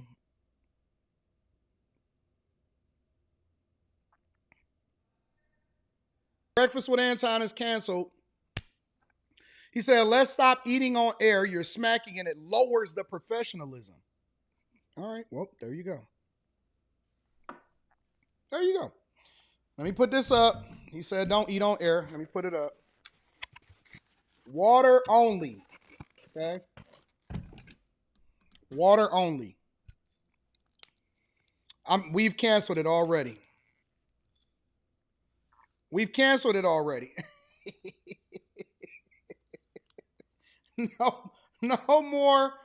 No more breakfast with AD. We've canceled it already.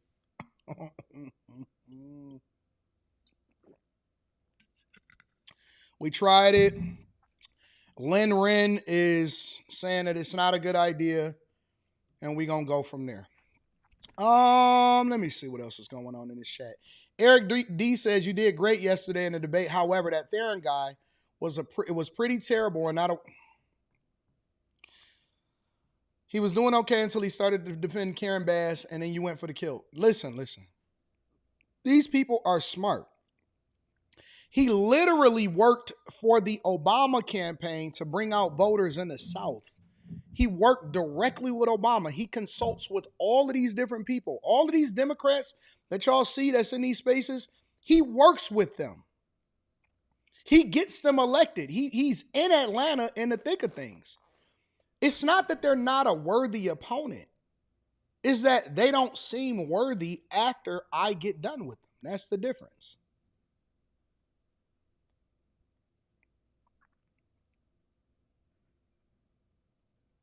That's the difference. It's not that these people are not worthy opponents. They just don't seem as good. And let's be clear. Karen, I walked him down that plank.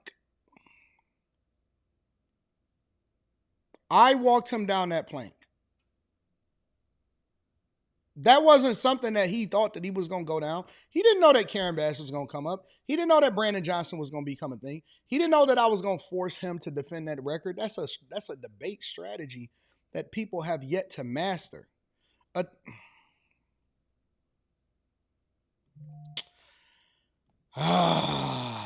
Chris Cunningham says, I miss Muppa. This is Chris Cunningham's fault. Riri says, great interview. You're a great debater. Have a great week. What's up, Riri? What's up, baby girl? What's up? What's up, Riri? I'm from Fight Club. I'm the original Fight Club person. It's different over here. Let me see this.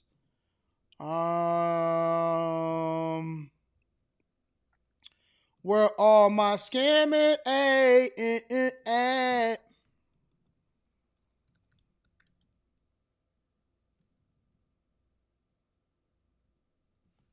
I don't know why that song is in my head. Spin that, spin that,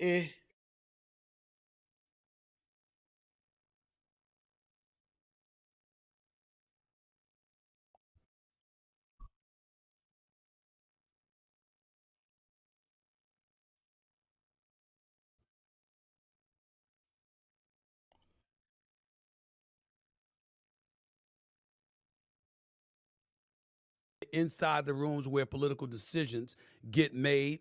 Longtime Democratic strategist based in Atlanta. He's helped elect mayors, advised governors, worked on presidential campaigns, and he's become one of the most recognizable political voices in Georgia. From Barack Obama's historic 2008 campaign to advising Atlanta Mayor Kasim Reed, Theron built his reputation as a sharp political operator with deep ties to the Democratic Party. Today, millions Know him as a television commentator who regularly defends Democratic policies while offering insider analysis on everything from elections and race relations to the future of American politics. Whether you agree with him or not, Darren brings the perspective of someone who spent decades shaping campaigns, building coalitions, and helping Democrats win. For the very first time. That's a hell of a resume. That's a hell of a resume. That's not anything to sneeze at. For whatever reason, y'all think that, oh, no, they wasn't. No. This dude worked with governors, mayors, presidents, shaped campaigns, the whole 9 yards. He's a political consultant, worked directly with Obama. What do you mean? He flies all over the country 24 hours a day, 7 days a week. The dude got a resume down the... We're not going to take that away from him. We're not going to take that away from him. Dude, this is his job. This is what he does. He do that for a living. You hear that rundown? I don't even remember all of that. You see that rundown?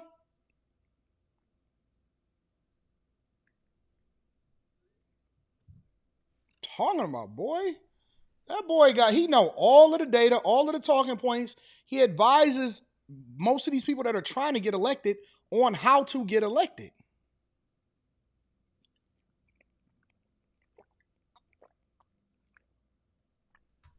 William, we're not going to talk about that. We're not going to talk about that. He clearly got a resume.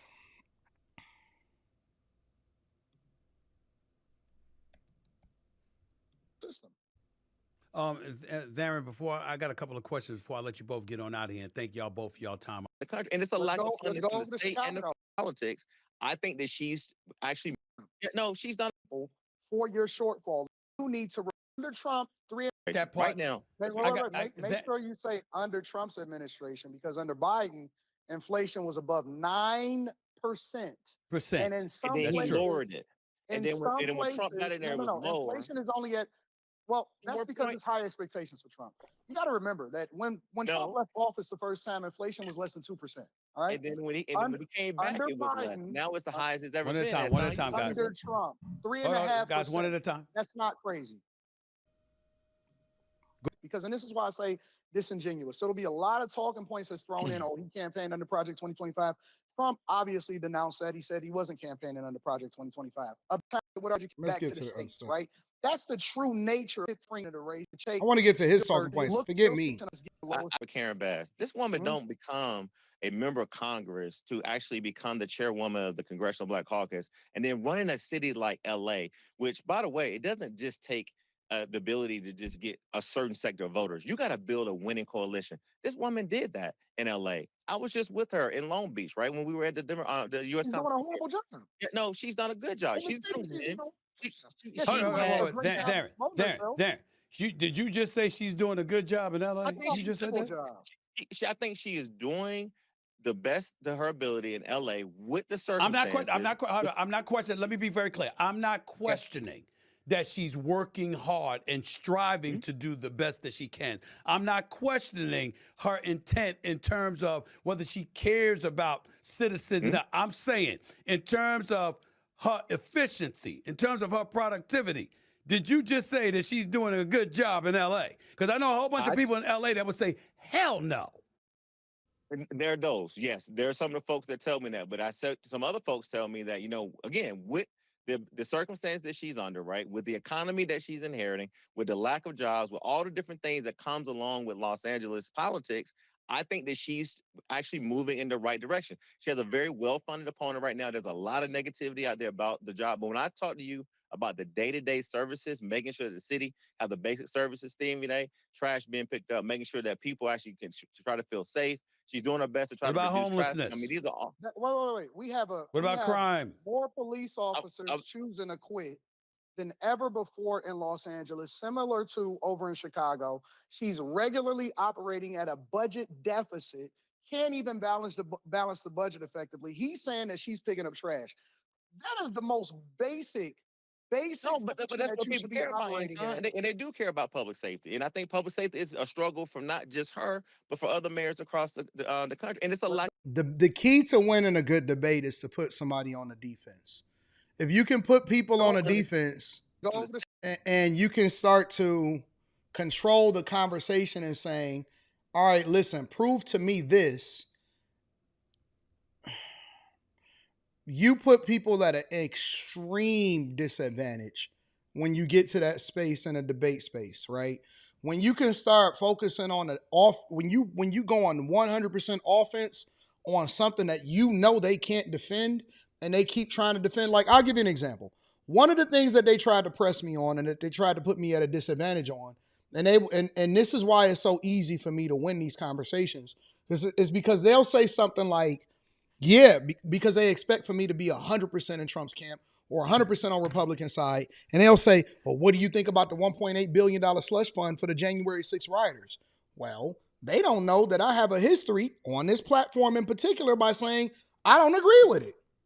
So you can't put me on the defense of something that I don't agree with, right? They'll say, Anton, what do you think? They tried to press me. And credit to Stephen A. Smith because he asked some questions. He tried to be as fair and as balanced as possible.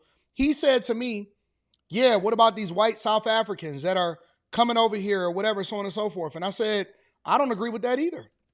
I said, if we can't allow for Haitians and we're deporting them back to where they came from because they're in a country that's going through a genocide at the moment, then we should be equal across the board. It was easy for me to kill that point in 20 seconds and go 1,000% back on the offensive because you can't trap me with something that I don't care about, right? I'm able to focus on the bigger issues and press you, and you now have to defend somebody because not only did you say that she was doing a good job, but you also said that you was just with her. You just said that you was just with her. So now I see an opening. And so now I'm able to press you a little bit more. And I could say, all right, cool. Weave through that. And not only am I going to hit you with a counter, now I got you against the ropes. Because not only am I going to force you to defend her, I'm also going to keep on crossing back and forth between Brandon Johnson and Karen Bass. I'm going to point out the similarities. And then when you get with that, I'm going to hit you with the whole conversation about Juneteenth. Because I'm going to keep it as relevant as possible, and I'm going to keep you on the defense. You can't hit me when you're getting hit. You can't hit me when you're getting hit. And there's no way for you to defend about that because I'm on you. I'm pressing you, right? I'm picking and choosing my spots when I'm going to interrupt you. It's not going to be a straight, I'm going to let you answer the question. I'm going to make faces. I'm going to say, ugh, I'm going to pull my glasses off. Ugh, I can't believe what this is going on right now. I'm going to be dramatic. I'm going to break you. I'm going to break you in every single way, form, shape that I can break you because I come from Fight Club. Listen, I got a debate with Slimmy, Molly, Miss Sanchez, Fatty, y'all inside of the chat. This is what I do. I do this day in, day out for years. I've been molded by it. Oh, you think that the darkness is your ally. This is nothing to me. This is a walk in the park. I think from the very outset of this conversation, I'm able to control the conversation. I'm able to control it there. And then I'm going to bring it back and I'm going to press you. You know what, Stephen A? He didn't answer the question. The original question that he said was, that you asked was A, B, and C. And then I'm going to break you. And I'm going to press you. And I'm going to break you. And I'm going to press you. And I'm going to break you. And I'm going to bring you right back over to the corner that I like you in, that I know that you're weak in, and I'm going to break you. Because this is what we do. This is what we do day in and day out. Is that we look for all of the different ways in which you've tried to maneuver out of it. And then I realize that because let me tell you what the real strategy of what I figured out. 10 minutes before I even jumped on this fight. Right? because he is so interconnected with these people, he can't be objective enough to actually say, you know what, I don't disagree with that. Because what happens is that he messes up the relationship that he may have with those people. So it puts him at a disadvantage because he can't be objective enough to say, well, I don't agree with that. Even if he don't agree with some of the stuff that the Democrats is doing, he can't say it out loud. So it allows for me to really, really be able to get on your ass. You can't fight me because I don't have anything holding back. What's my man? I'm Jonathan Majors in Creed. I'm Jonathan Majors in Creed. And then I'm going to pick my spots. And when he's talking and he says something that triggers, that I know that I can press you on, I'm going to say, that's crazy. That's wild. And then Stephen A. going to say, wait, Anton, why do you say that's wild? I can't believe he just said that. You have violence over in Chicago, over 12 people shot in a drive-by, and I'm going to make it as dramatic as possible. 113 shell casings. They had so many shell casings on the ground, they didn't have enough evidence markers. You done. You done. Let me tell y'all something about debates, all right, that I've learned over the years of mastering this craft.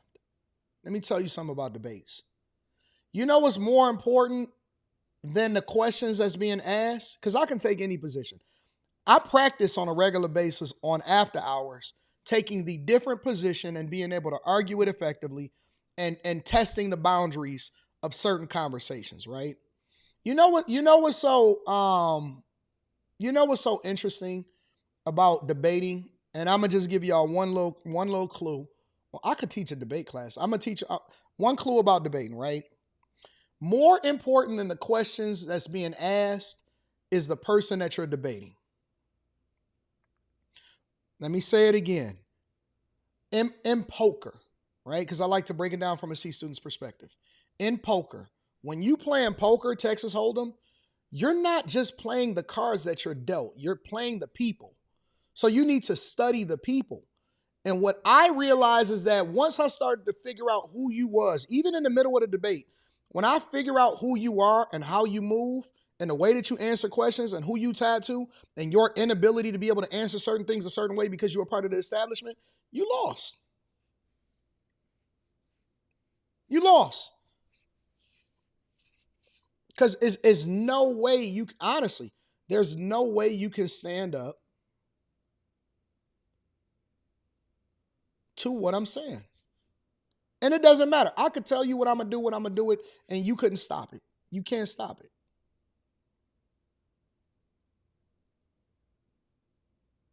I'm going to compliment you, and then I'm going to break you. I'm going to build you up to tear you down. You know what? This guy is great. I like him. I like him because he's so intelligent, and I would be able to work with him. That's a debate strategy. I'm going to compliment you.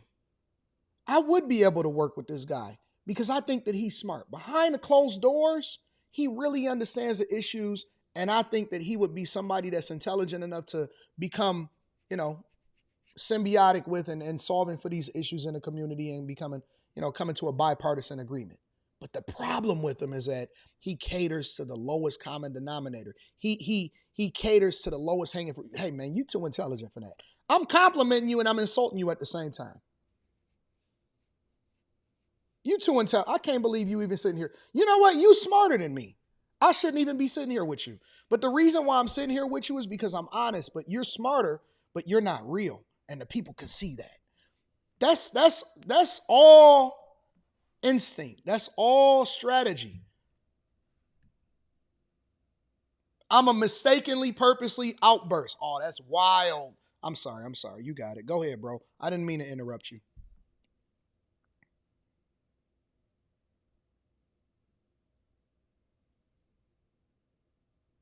I'm going to figure you out. I'm going to learn you. And it's just like boxing in real life. The reason that Mayweather was so great as a boxer wasn't because Shane Mosley hit him and he almost knocked him out. It was the adjustments that Floyd made as he learned how Shane Mosley was boxing, and he picked him apart. all the rest of the fight, and he just absolutely put on a masterclass.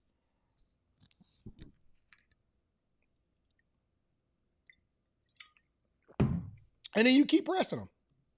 State and the federal government. They're operating at a $1.4 to $1.6 billion budget deficit, and they're projected for it to be higher. They've been operating at a budget deficit under Lori Lightfoot. It's ballooned under Brandon Johnson. We don't want to talk about the fact that they spent city resources on illegal migrants and housing them, and we can't even track where the money was going as far as who it is that was benefiting from all of this money and sheltering and things like that.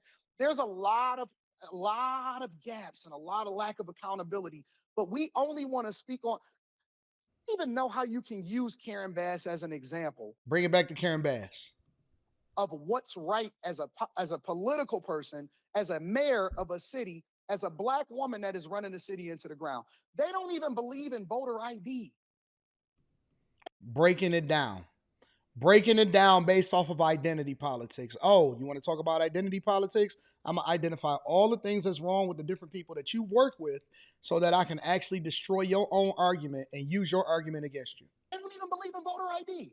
The people of the city of Los Angeles definitely have some concerns about her leadership, right? That's what any mayor. I can make a case with mayors that people like them and people don't, right? But when you look at her ability to understand with the circumstances, actually being a partner with the state, calling out the federal government. Absolutely real life, PJ. Safety. I agree with you on that, Stephen and Anton. But when you look at her ability to basically get the funding that is needed and get things done, I think ultimately she's got a tough race ahead of her. I think she's doing what she can do. And also, I mean, with the Olympics and everything coming, You still think she's gonna get you still think she's gonna get support financially from a lot of people out there after the wildfires fiasco out there?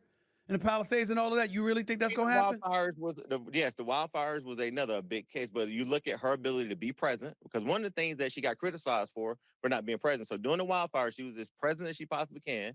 And I think that if you look at the funding with the cooperation with the state and the federal government, she got to fix that. Yeah, she got to. But you still haven't answered the question. Keep them on the ropes. Don't let them deviate from the point, thinking that just because we went all the way over here, that the original question is not still saying that I'm pressing you on. What has she done? Give me one thing that she's done well in Los Angeles. I think she's created jobs. I think she has definitely utilized her federal resources as a member. Take the glasses off, AD. Take the glasses off. Communication is more than just what you say. It's body language. It's everything. Everything. It's all of those things put together. Congress to get money to help with infrastructure, which has been a big concern with LA folks. And I also think that she's doing her best to try to figure out a way with micromobility and different things to reduce the congestion and the traffic. And she said publicly that the traffic and infrastructure needs in the city of Los Angeles is a top priority of hers. But she's also homelessness, drugs. I'm getting there. Hold on. Then you get to what she's doing around homelessness. And we like to call them unhoused, Anton, as well, because they're all citizens. Homeless. Nah, they unhoused, brother. Don't see that. That's that disingenuous, that elitism I was talking about earlier. Diversity, equity, and that's that conservative elitism right there. They're unhoused this is diversity, equity, and inclusion talk. No, it's unhoused people van life. In Los Angeles. She's doing her best to find them a warm place to stay, prioritizing the women while some unhoused look at my disgust. Look at my disgust. Look at my body move. Look at the disgust that I have. Warm place to stay, prioritizing the women while some unhoused. I'm so disgusted. I'm so brokenhearted. Oh, I'm feeling for the people.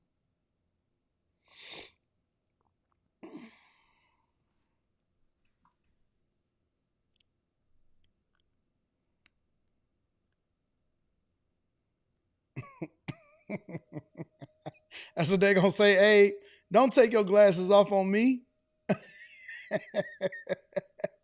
I'm so frustrated. And I'm frustrated with the hand that I have a Rolex on. I just can't believe what this is happening right now.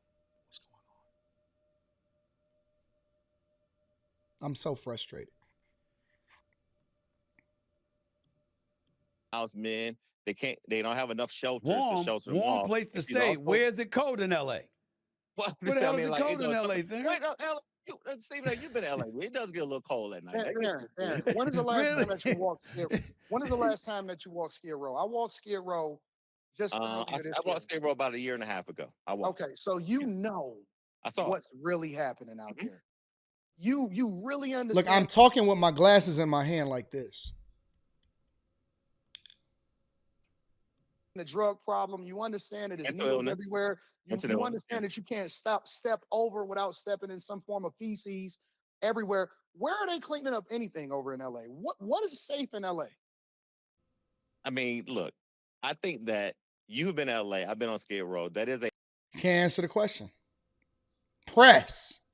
isolated area of No, a it's lot of not. unhoused people, No, right? it's And not. it's unfortunate. No, it is. And, Listen, I just stayed right there at LA Live with Crypto but you and I both visiting, Anton. Like we're not citizens there. I'm there regularly, and when Okay. I stay there, I'm looking at this monstrosity of graffiti that is directly across from Crypto Arena.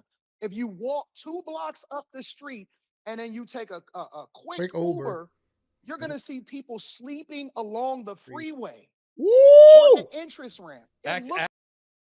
You can't stop this. You can't stop this rain. You can't stop any of this stuff that's going on. You can't stop it, bro. It's 100% full court press. This is all New York Knicks against Wemby and the San Antonio Spurs. This is Knicks against Spurs, full court press.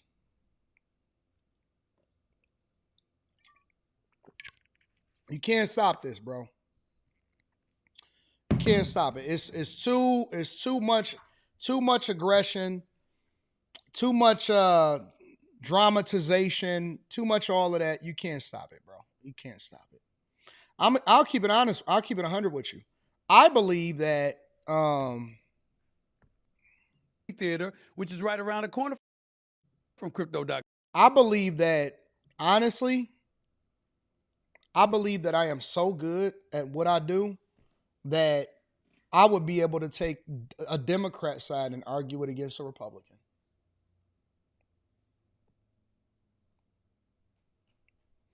I would be able to take the side of if you gave me and said, Anton, let's say hypothetically that I was to switch over and start being a Democrat, a moderate Democrat, a John Fetterman. I would be able to absolutely dismantle Republicans if I wanted to. That's how confident I am in what I do. Absolutely. I could take any position, any strategy, and be able to push you.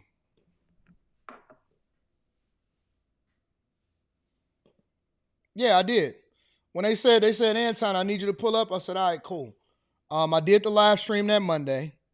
I went and got something to eat. I went and hung out at the casino with my friends and stuff that was in town. I came back 15 minutes before the start of the live stream. I looked him up, and then that's when I was like, oh, okay, let's get it. Didn't matter the subject. Didn't matter what we was talking about. I didn't even trip about it, which I need to be careful about that, to be honest with you. I need to be careful about that because you don't want to get so good at what you do or so confident at what you do that you don't adequately prepare for your opponent. You know what I'm saying? You definitely want to be a lot more mindful, and you want to take everybody just as serious across the board. You know what I'm saying? But at the same time, we put in the reps every day. This is what we do every single day. Every day we put in the reps. Every day for years, this is what we've been doing. It's hard for you. It's hard. Listen, it's hard. Very difficult. I have never, ever ran into anybody that has invited me on their platform, right? Whether you're talking about similar like this, a panel or an interview, where anybody hasn't been able to stop me in a debate from a debate perspective. That's why Mark Lamont Hill's so fearful of me. And you know what really gives me the edge is because the expectation, because most of these people, the Theron Johnsons, the Mark Lamont Hills, all of these people, they are the educated ones. They are the ones that went to the HBCUs and they have their master's degrees and they're in the rooms and all of this stuff. They are supposed to destroy me. I'm not even supposed to even be able to light a candle next to these people. But I'm going to keep it 100 with you. I don't think that any of these people have any clue on how to stand. Roland Martin, I will dismantle and destroy Roland Martin any day, anytime, no matter any city and any place. You line it up, I knock them down. It don't matter who they are. Whoever your champion is, whoever you think that can communicate effectively, they don't have a chance in hell. I would absolutely mollywop y'all on any one of y'all panels, and I'm saying this respectfully. I don't have anything against Mark Lamont Hill. I think that he's a good person on Joe Budden's show. I don't have anything against Roland Martin. I think that he does well on his own platform.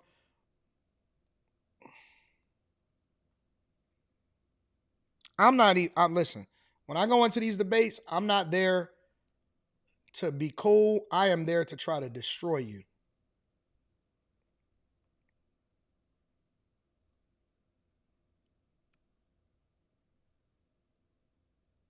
Ain't nobody dumb. They ain't dumb. Now listen, let me tell you something else about these people. Facts. Facts.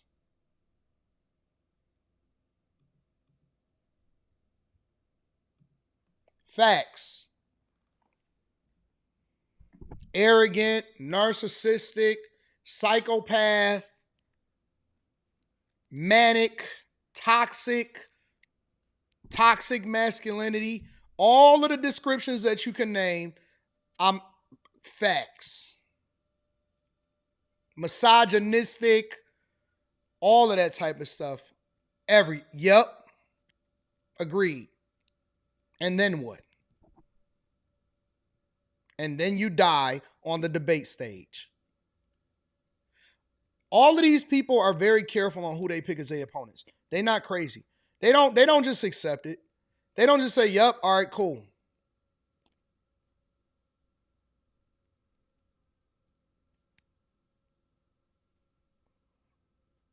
You want me to take it a step further for you? I'll take it a step further for you.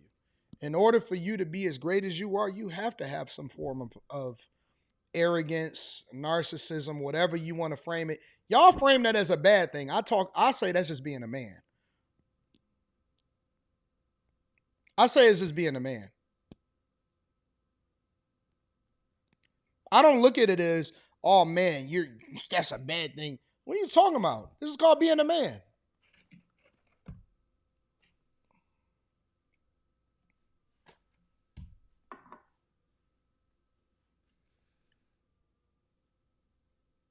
I wish I could show you my imprint online, because then you would really know why I talk the way that I talk.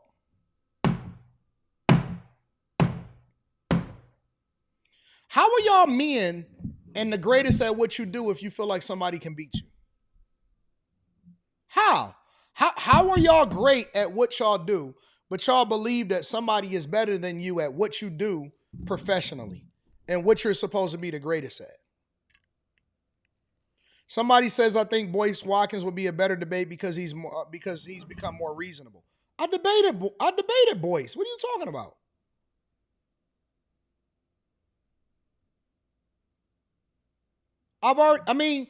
Shout out to Boyce Watkins. Respectfully, I like Boyce Watkins. I've debated Boyce multiple times. I debated him on I debated him on his platform, and I debated him on somebody else's platform. I don't remember whose other platform I debated him on. Boyce is cool. I don't have no problem with Boyce. I've already had one-on-ones with Boyce. That's not even.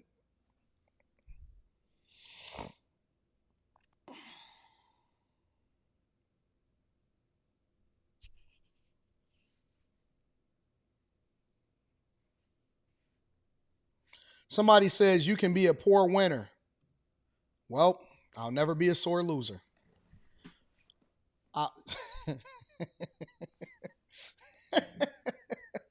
I'd rather be a poor winner than a sore loser. How about that? As long as I'm not a sore loser, that's all that matters.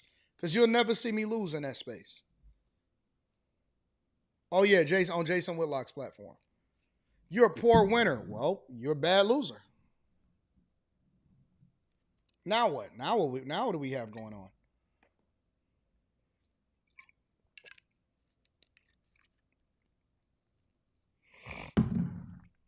I think that the more appropriate term would be a sore winner, because ain't nothing poor about me.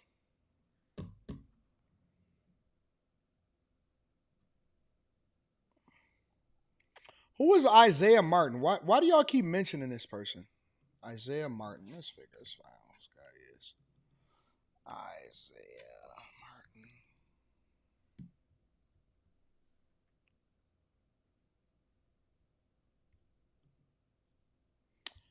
Isaiah Martin.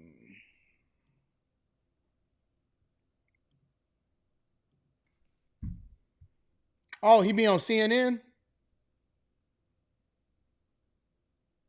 He debated Royce White. Royce White was actually on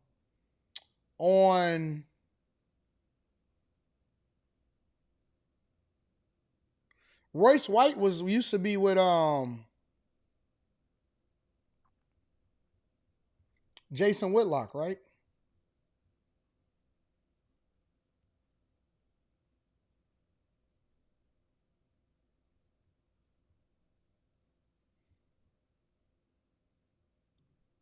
You need to have shame.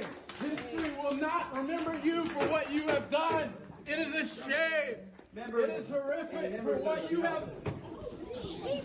All of this is performative. Get off of him. He's a good actor. For what you have done. Sir, you should all be ashamed.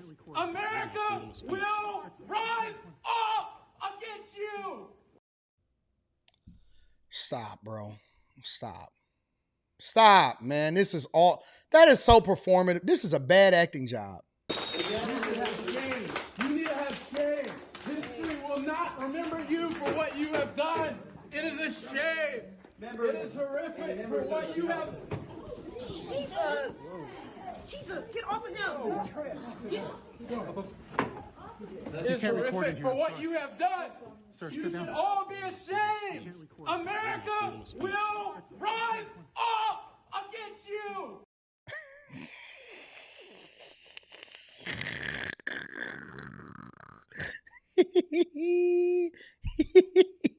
Come on, man. Come on, bro. Come on. Listen. Stop, bro. Stop it. Come on, man. This is what y'all talking about? This is like a bad Vine prank. This is such a bad.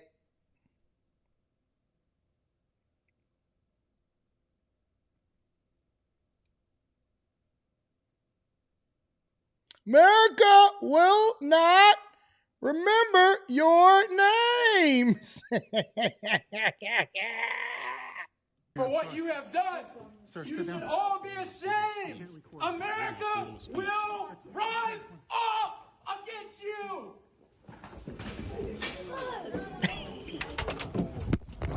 Whoa. Sir, this is my first name. As the chair has exhibited throughout this hearing, the purpose of today is to hear your testimony. When individuals fail to maintain order or decorum, it's disrespectful to the other individuals. Yo, shout out to the content creators creating content. Oh, snaps.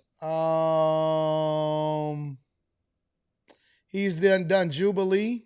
I can't show Jubilee because they be like in a copyright strike you.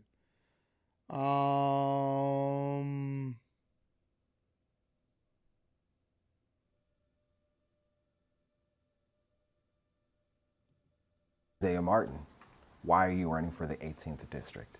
Well, look, the same old's not working. I mean, we see Congress is not working the way it is. We've got a crazy president that's doing everything he can to destroy our way of life. I think we got to go and stop a lot of the politics as usual that we've been seeing currently. So I'm running for Congress to go stand up to these stupid Republicans that we see in D.C. and to make sure we can actually make a difference in people's lives.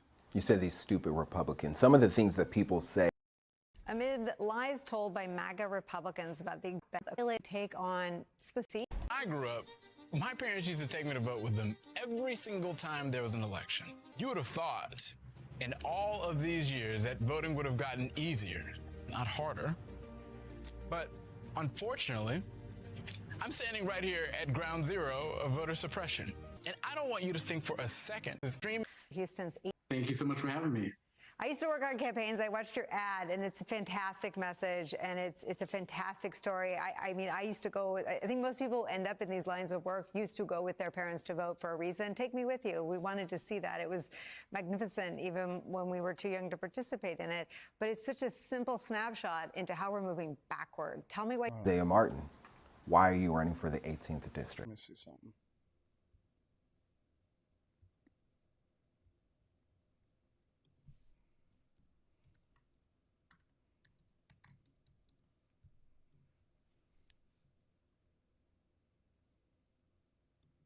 Hear them. I'm in Minneapolis where they had the war. You can look at the job numbers. You know, up until recently, I think 50 of the last 51 million private sector jobs were created under Democratic presidents. You can see, for example, the unemployment rates much lower under Democratic presidents. You can see, for example, the S&P 500 performs better under Democratic presidents. You can see the rate of inflation generally performs better under Democratic presidents. So ultimately, you know, if you want to talk about the national debt, the Republicans are the ones that spend like children with their mom's credit cards and Toys R Us whenever they get in charge. They are responsible. Trump himself is responsible for more than 25% of the national debt, which ultimately, you want to talk about a long-term problem, that is what is going to increase interest payments in the federal budget for years to come. And ultimately, it's going to be less money that we can use to invest in things like universal health care, universal child care, those things. It's the Republican Party that consistently votes against working conditions, that have consistently voted against raising the minimum wage. I happen to believe that the minimum wage should be indexed with inflation and should go up with the cost of living. The Republicans do not support that idea. The Republicans were against the tax incentives that were used to create millions of jobs over the previous 4 years when Biden was in office. It led to record lows when it comes to unemployment. It's the Republican Party that consistently uses our tax dollars to give tax cuts to the richest people on earth, while we see that when they get those things, they invest less to create jobs in America, they invest less to create new manufacturing facilities in America, and they invest less in the American worker, and that's a problem for the people of this country. But wouldn't people have an argument when they say that Biden spent more money than Trump? Wouldn't people have an argument when they point to, you know, letting illegal immigrants into the country and being willing to spend money on them, particularly at the expense of some American citizens? There would be no argument in their favor in regards to that, Isaiah? Was he able to beat Absolutely Royce? not whatsoever, because if you look at, for example, the Trump administration in 2025 and in 2026 is spending more money than what the Biden administration spent prior to that. If you look at for the Committee for Responsible Budgets report, it literally shows $8.4 trillion was added to the national debt was approved by Trump to the national debt the first time he was in office. You compare that to Biden, it was about $4.8 trillion. And if you want to be even more fair to Trump, you can then take out COVID-related spending, because that was something that affected both Biden and Trump. That number is about $4.3 trillion under Donald Trump compared to about $2.2 trillion under Joe Biden. The math does not add up. The Republicans are the ones that are the responsible Just for the clarity national debt. just for clarity purposes, before I go back to Royce, you're saying that, I know about 25, 26, got that. But in Trump's first administration, you're saying that the Biden administration spent less than Trump's first administration? I'm just asking. I'm not. For those that are watching this, I'm gonna go and watch this debate just because I'm interested. I like watching debates, so I would like to see what Royce is, because I don't even think that we're giving a fair shot to Royce right now. I'm just going based off of what y'all saying inside of the chat. So I'm looking at his debate tactics. I'm not sitting here trying to fact check. I'm not trying to figure out whether he's right or whether he's wrong or anything. I'm looking at how he responds to questions and if he's a effective communicator when it comes to getting his point across in a decent amount of time and speaking to the issues that's being asked of him as a candidate or as a person that is having this conversation. So I'm looking at how he communicates, what his strategy is, what his mannerisms is. I'm looking at different things. I'm not necessarily looking at any of the talking points. The talking points don't really matter to me in this conversation. They approve left. So the way you got to look at it, right, is who goes and approve debt. I'll give you a perfect example. So when Trump was in office the first time, he went and signed the Tax Cuts and Jobs Act, which was there for the entirety of the time that Biden was in office. That was adding to the deficit under Biden, but he was not responsible for approving that legislation. So what you have to do is you have to tag it, and that's why there's a committee called the Committee for Responsible T-Mac, Budget. why are you saying Royce was terrible? Republicans, independents, and Democrats come together and look at legislation by legislation. Royce, the one thing that I see in this conversation right here is that Royce is letting him get it off too easy. He just letting him get he's letting him get his points off, and he's being too generous with the microphone. You can't just let somebody just rattle off, because even if they're wrong, let me tell you the problem with this in this situation.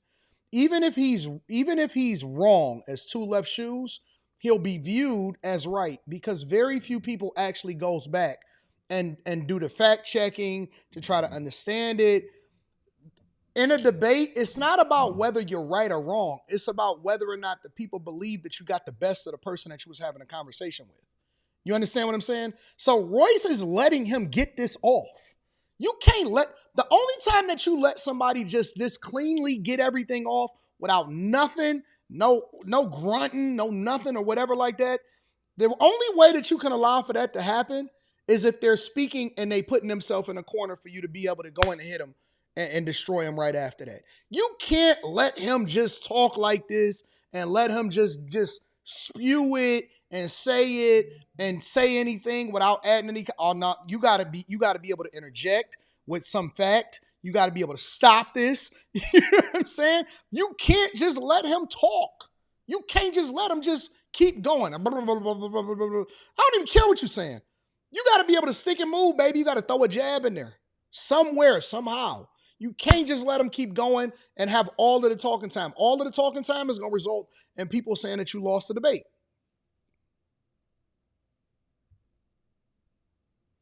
It doesn't matter who comes with the most facts. What matters is if you're impacting the conversation in a way that resonates with the people. You can't. In this type of situation, well, I'm not going to tell you what the strategy would be, but in this dialogue right here, you can't come in, bro. A conversation is, I keep telling y'all this, a conversation is different than a debate. A conversation is us trying to come to an understanding, me trying to understand you, you trying to understand me, so I want to hear what you got to say. A debate is combat. A debate is combat for intellectuals. All right? It's combat. It's not about the things that y'all think that it means. All right? It's about resonating with the audience, and when people watch it back, they're like, oh man, he watched him on that. It's combat. In most debates, right? Let's say, for example, you go to debate class or you're going in a debate competition, right? In school. They'll give you a point and then they'll say, you're taking this argument, this side of it. You need to argue this side of it. They're not trying to figure out who's right about the issues.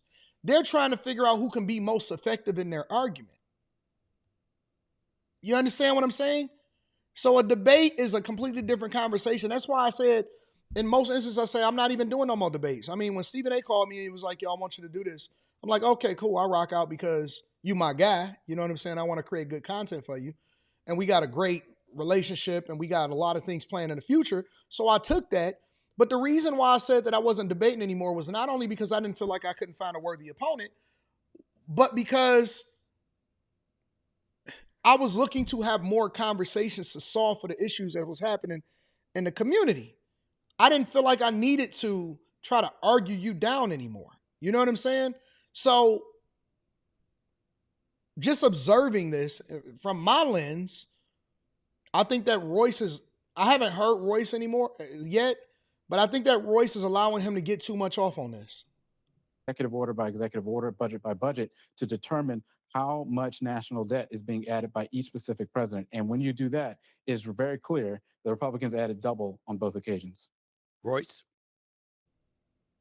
I just think it's absolutely ridiculous. I mean, and these talking points are, you know, they're dishonest, but they're uninteresting to me. there are no more party lines. I mean, of course, I'm on the right side of the aisle per se, but the real scam is to pit black and white people in this country against each other so they can make off with the green. And that's the uniparty. And the point that I'll make about our economy, and I want to say this, I was thinking about it earlier, even the term affordability has become a MacGuffin. You know what a MacGuffin is, Stephen A? I do not. A MacGuffin is a literary device used to drive the story forward, but it's not really a part of the plot. Like Maltese Falcon, the movie's not really about a falcon. Okay, affordability is this Look at term his that's face. thrown back Look, and look, forth look, as a look, look. When Royce was talking, Royce was just stone faced and just observing and waiting for Stephen A to call on him. Look at the Isaiah Martin dude's face while Royce is talking. it's not really a part of the plot. Like Maltese Falcon, the movie's not really about a falcon. Okay, affordability is this term that's thrown back and forth as a political football and strategically weaponized. He's good. He's good. I like him. Look at him. He's doing gestures.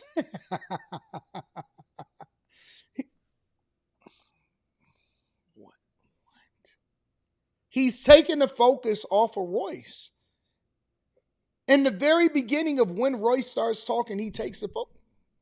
What? What is this guy talking about? You see what I'm saying now? You see what I'm saying now? He's good. He's smart. He's smart. In certain Look at terms him. or certain parts of certain terms to get everybody all hyped up about the economy when the truth is the underlying pillar of the economy is death and debt.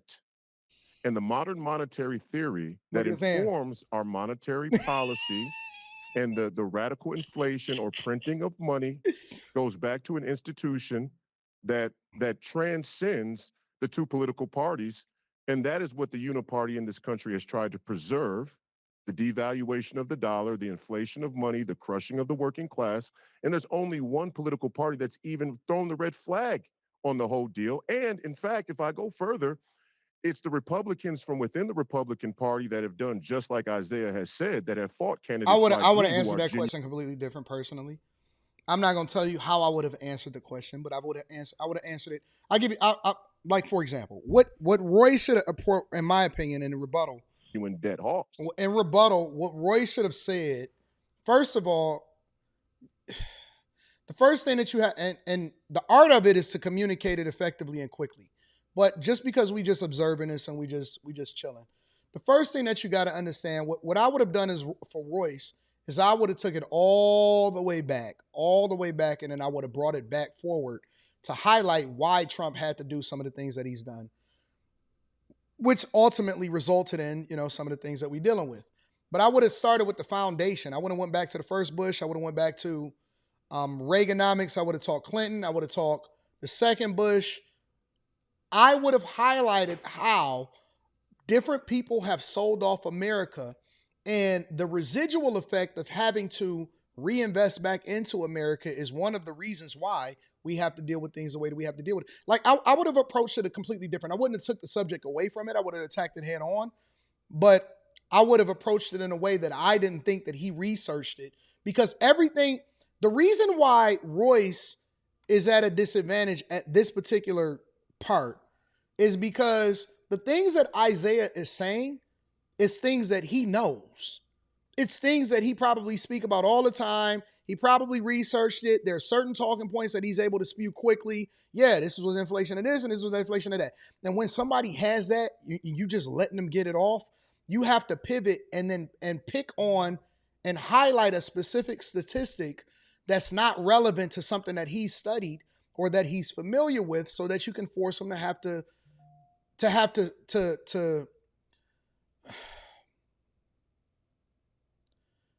support his argument in a way that makes him uncomfortable. He can't be comfortable. He's too comfortable just sitting in the pocket. He can come back to his talking points. The reason why he can turn his face up is because he's feeling confident in what he's about to say and what he said, and he feel like he's getting it off on you.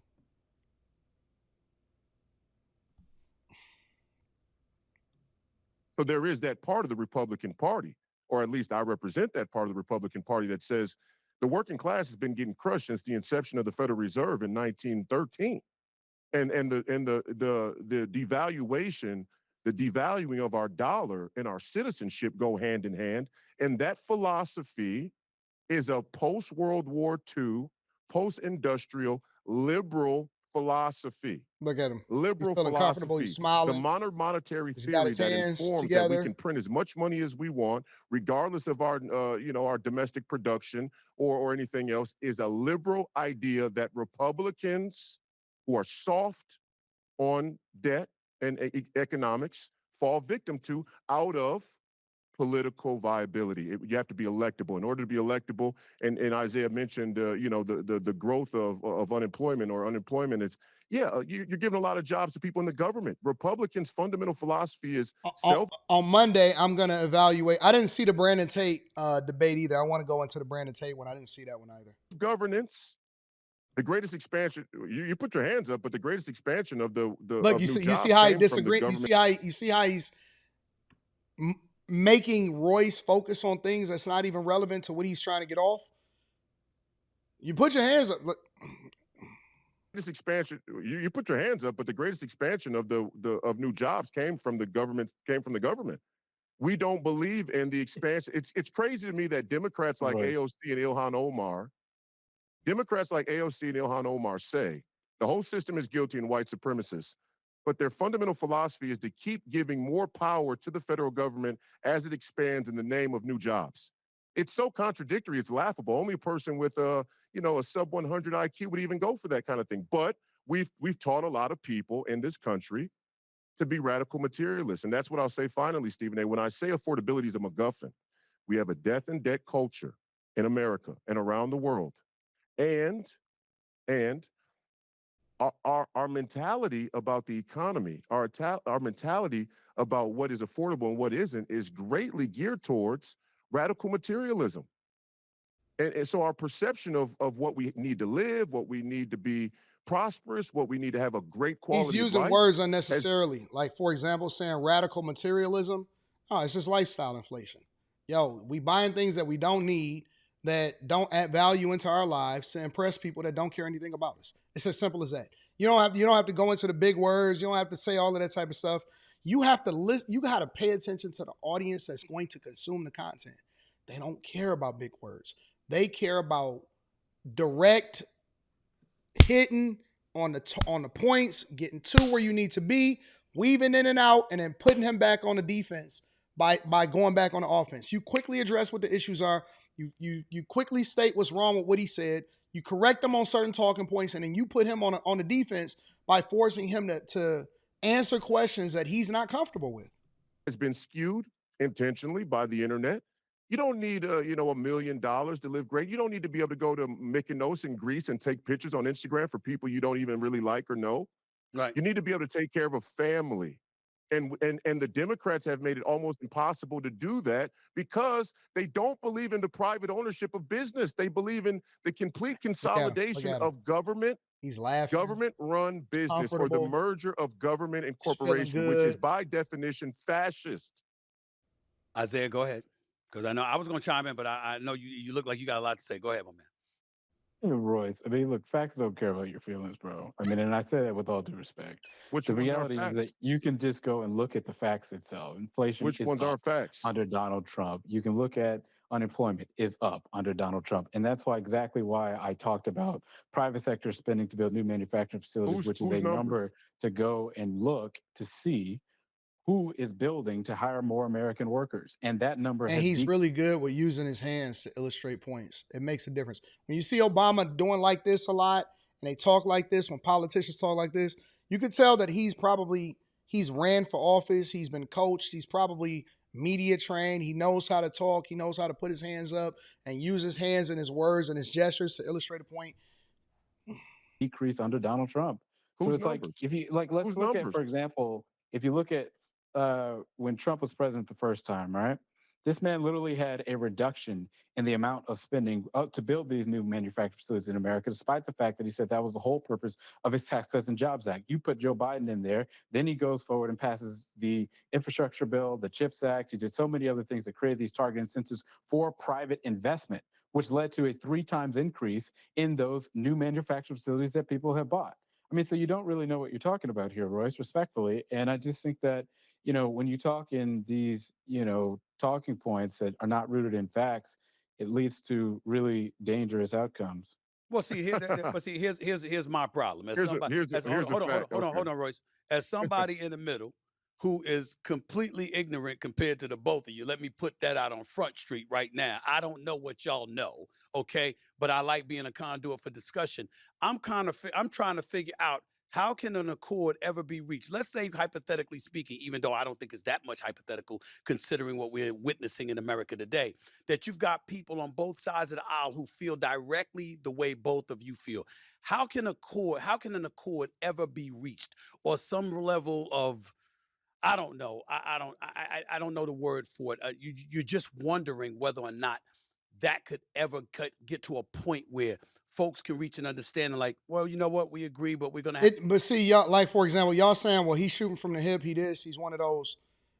Like for example, you say Isaiah Martin is one of those called educated blacks that's very condescending, but it works to a certain demographic. It's not about if he's right or wrong. It's about effectiveness. Effectiveness is just as important. You know what is a great example? I'll illustrate a great example for you. Go and watch Candace Owens and Mark Lamont Hill have they conversation. Go and watch Candace Owens and Mark Lamont Hill. She effectively neutralized him by highlighting, because by all accounts, Mark Lamont Hill is considered an intellectual, right, by a lot of people. Candace Owens didn't have to do much. You know what people remember the most about that debate? You know what people remember the most about Candace Owens and Mark Lamont Hill? Is the fact that he couldn't identify what a woman is. Of all of the things that they talked about on that entire platform, you know what they remember about that debate? That he couldn't say the difference between a man and a woman. That is the most memorable thing when they talk about Candace Owens and Mark Lamont. She didn't have to go deep. She didn't have to go into her bag. She learned her opponent effectively, and she neutralized it.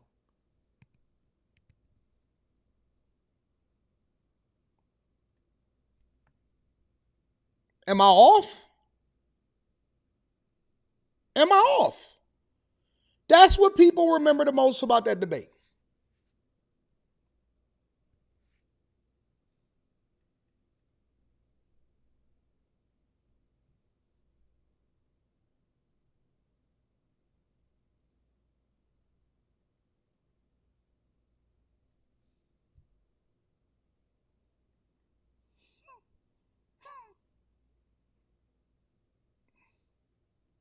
You got to know your audience.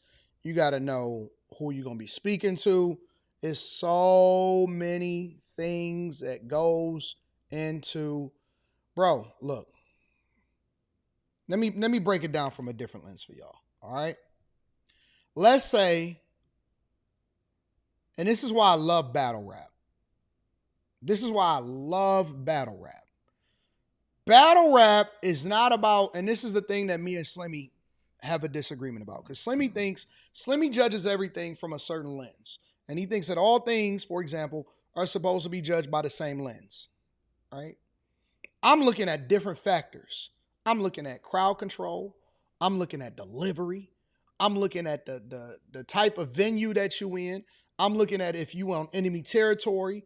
I'm looking at, how your mannerisms, all of that type of stuff, right?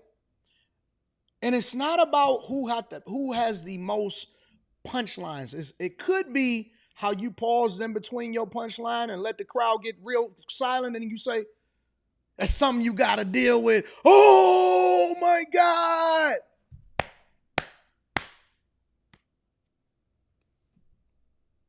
Let's stop. He's done.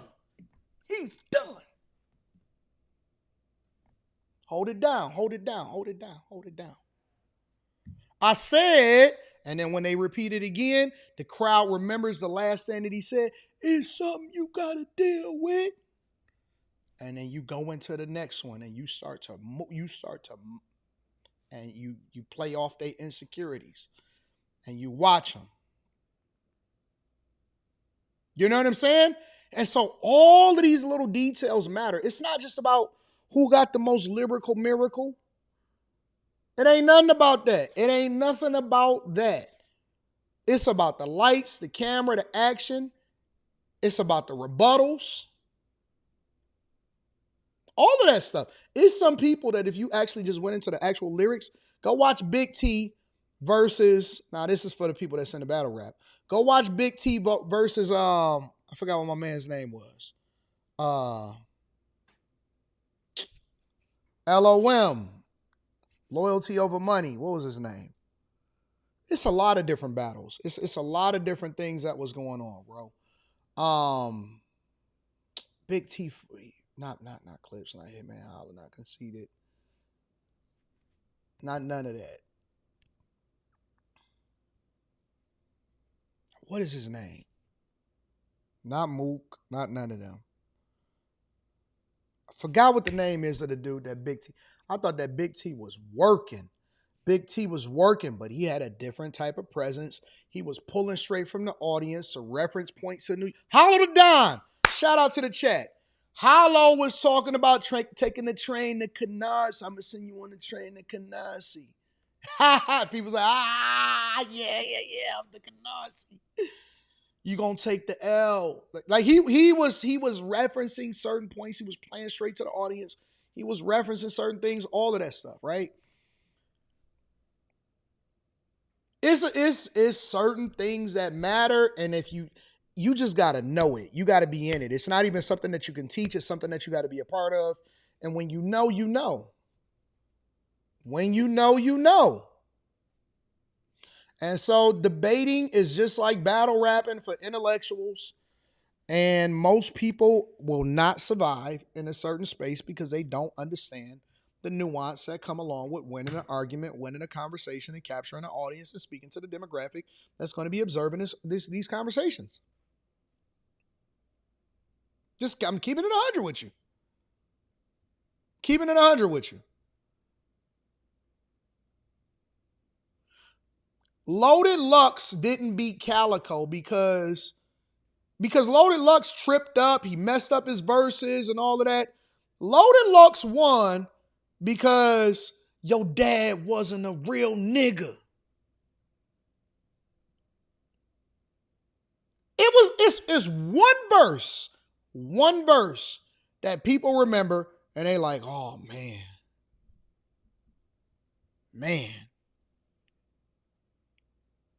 Real talk is one verse. One verse in that entire conversation. It's probably a span of about 5 minutes that got Loaded Lux etched in the memory of everybody. One part, one verse, got that off, and it was just like, oh, okay. It don't even matter if he stuttered. Don't matter if people say it was 2-1. Don't matter none of that stuff. It was one verse, and it was just like, oh, man, that's crazy. Yeah, he was just another lost nigga.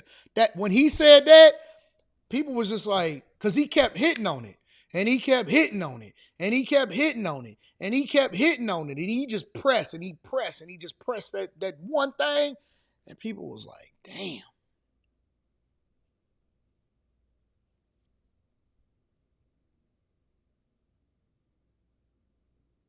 Keeping it 100 with y'all.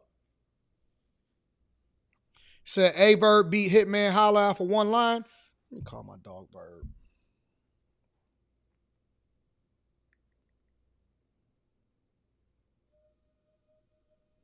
I don't even know if I got Verb new number.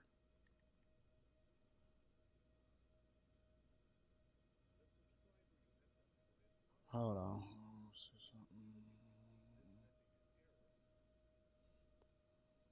Contacts.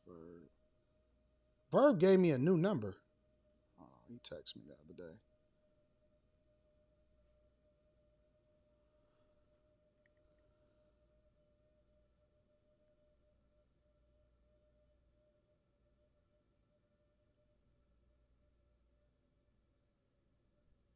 Oh, I gotta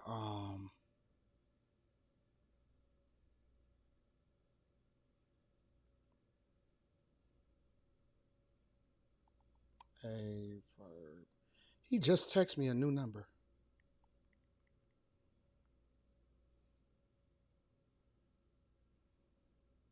Mm-mm.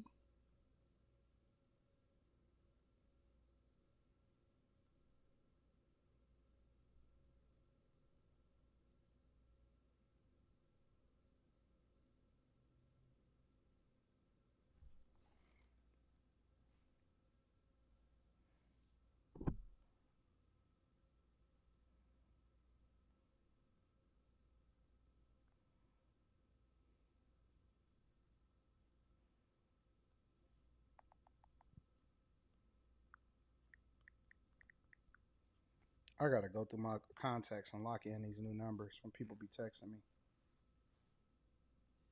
Let's see something.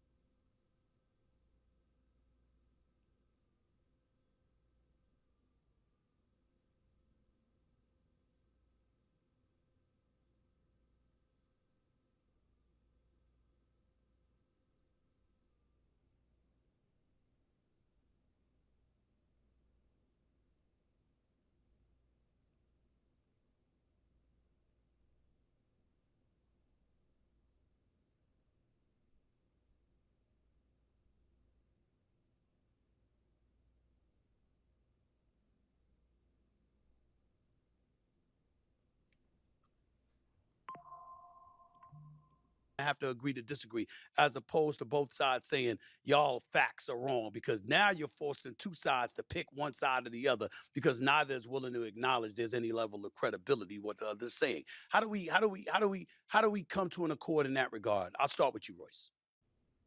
Oh, there's no accord. We're well past the accord. These people just lie.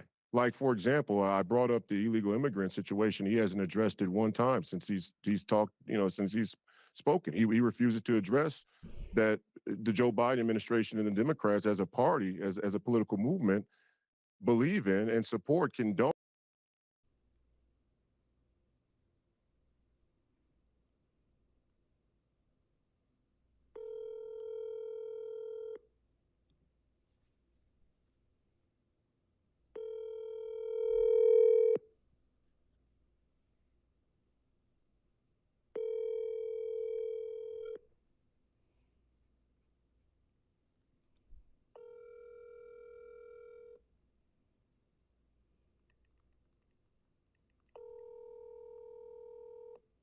Your call has been forwarded to voicemail. The person you're trying.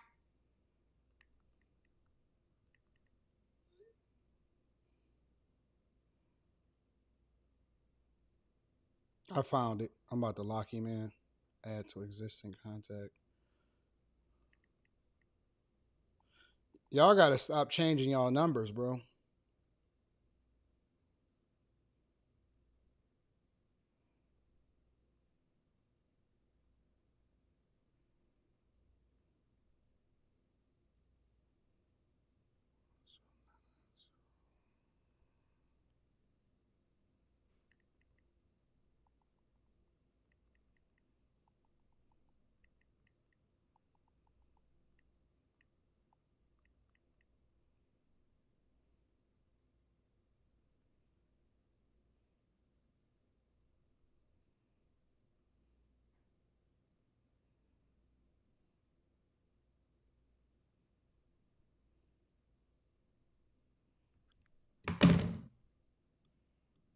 Let in 20 to 15 million foreign invaders. He won't even address it.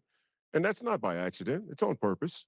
This country cannot be the only country in the world without a border, okay, We should not let unlimited amounts of people come into this country, and it does have an effect on our culture, on our communities, and the economy. But that's not even the real issue. I actually And what I I said just about the ran into clips, Charlie clips the other day, like a month ago. We exchanged information. economy is 100% accurate. He's talking about President Trump. I'm talking about how the system works, which is why after George Floyd died, I led people to the Federal Reserve because I wanted to educate them on how monetary policy actually works. Yeah, Royce got to Not do to better. point all of their anger and animosity at police, which are government hormone blockers. It's a pillar of their platform. They're not shy about it.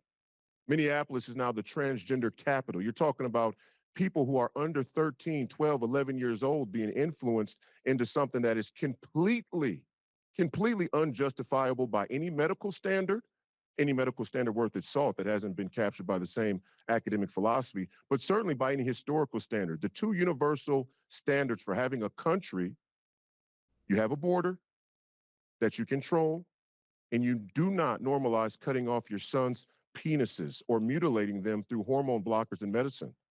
So there is no accord with these people. They're unmoored from reality, and they want to talk. They talk fast. They bring a bunch of buzzwords and things like that to distract you from the issues. The reason they don't like me is because I'll bring you right back to the root issue. You let in 15 million foreign invaders, and you believe in cutting off little boys' penises. We should never give these people the government back under any circumstances. So there's certainly not an accord. Isaiah? It's just really interesting.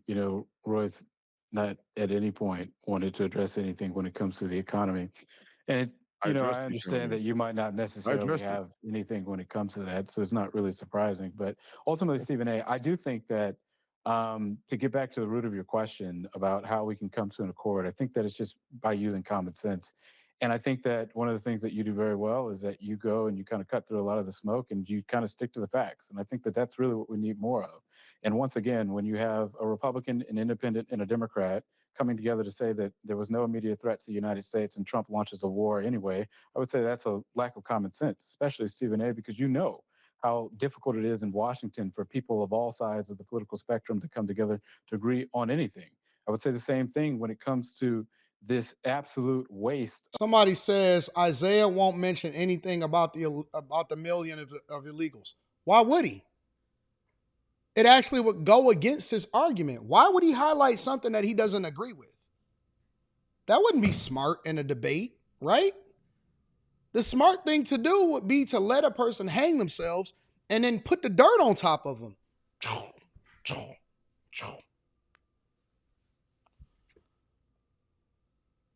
You don't stop a person from hanging themselves when they in a demise, when they hurting themselves. You let them hang themselves, and then you go and you stomp on their grave. You put the dirt on it, and you compact it down, and you stomp on it, and you bury them. What do you mean? Why would he bring up the millions of illegals? That works against him. No, you lean into the thing that's working for you, especially in these debates and these conversations, and you press. You press them. No, it's smart. It's smart to not bring it up. Of our tax dollars that's going on in our government right now, with Trump spending unlimited sums of money. People said that the tariffs, the broad-based Don't give tariffs, your were completely opponent ridiculous, but he ammunition. did it anyway. The Committee for Responsible Budget, Republican, Independent, and a Democrat, all are on this committee, and they've come together and they've said these things. So, I think that ultimately we've got to be able to operate off of a set of facts. But, Royce did bring up the border, so I think this is a really good time to go talk about it. I don't support open borders. I've never supported open borders. I'm somebody who's visited the border multiple times. I hope, Royce, that you've done the same. He did the same thing when I said is that I don't believe in bringing people over here based off of the fact that they white and South Africans. I didn't believe in a $1.8 trillion slush fund. He just highlighted, hey, listen, I don't agree with everything that Democrats say, but this is what I do. This is what I do know. I've talked to multiple Border Patrol agents, and I know that ultimately, in order for us to go, when I said nope, I was over in Los Angeles. This is what I seen. People were sleeping on the freeway. I did the same thing. I said, yo, when is the last time that you went to Skid Row? He's disarming him over and over and over and over and over and over and over again. He's using classic debate strategy to win an argument. Give Border Patrol the resources that they need. I fully support. I could tell that he goes back and forth with people on a regular basis. Now, I say that then you then have to determine what you're going to do for the people that are here that are undocumented. I happen to believe that if every single person that is illegal and they haven't committed a crime here or elsewhere, and they agree to pay every single tax, state, federal, and local, and they agree to pay an additional tax of 7% for 7 years, and they do that, that's something that we'll be able to give American citizenship to.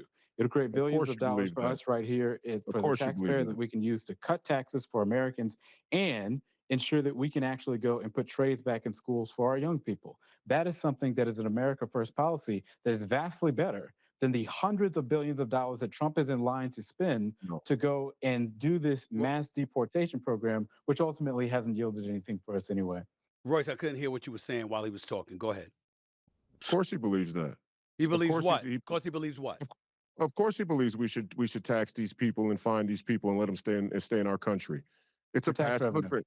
It's for tax revenue, right? For the expansion of the IRS and the federal government, further expansion. No, I just told you to cut taxes. And to put trades back in schools. Are you opposed to trades in schools? When has you see how he strategically interrupts him so that he can put him on the defense again? So instead of Royce being able to speak to the point and say, no, this is the way that we actually need to do this. He's wrong about this and this and this and this. Now Royce is on the defense and he's going to say, well, when does we ever do this? Or, he's going to talk about the expansion of IRS. That has nothing to do with border control. Has the federal government ever? And let me also say this. Isaiah is the one that's controlling the conversation.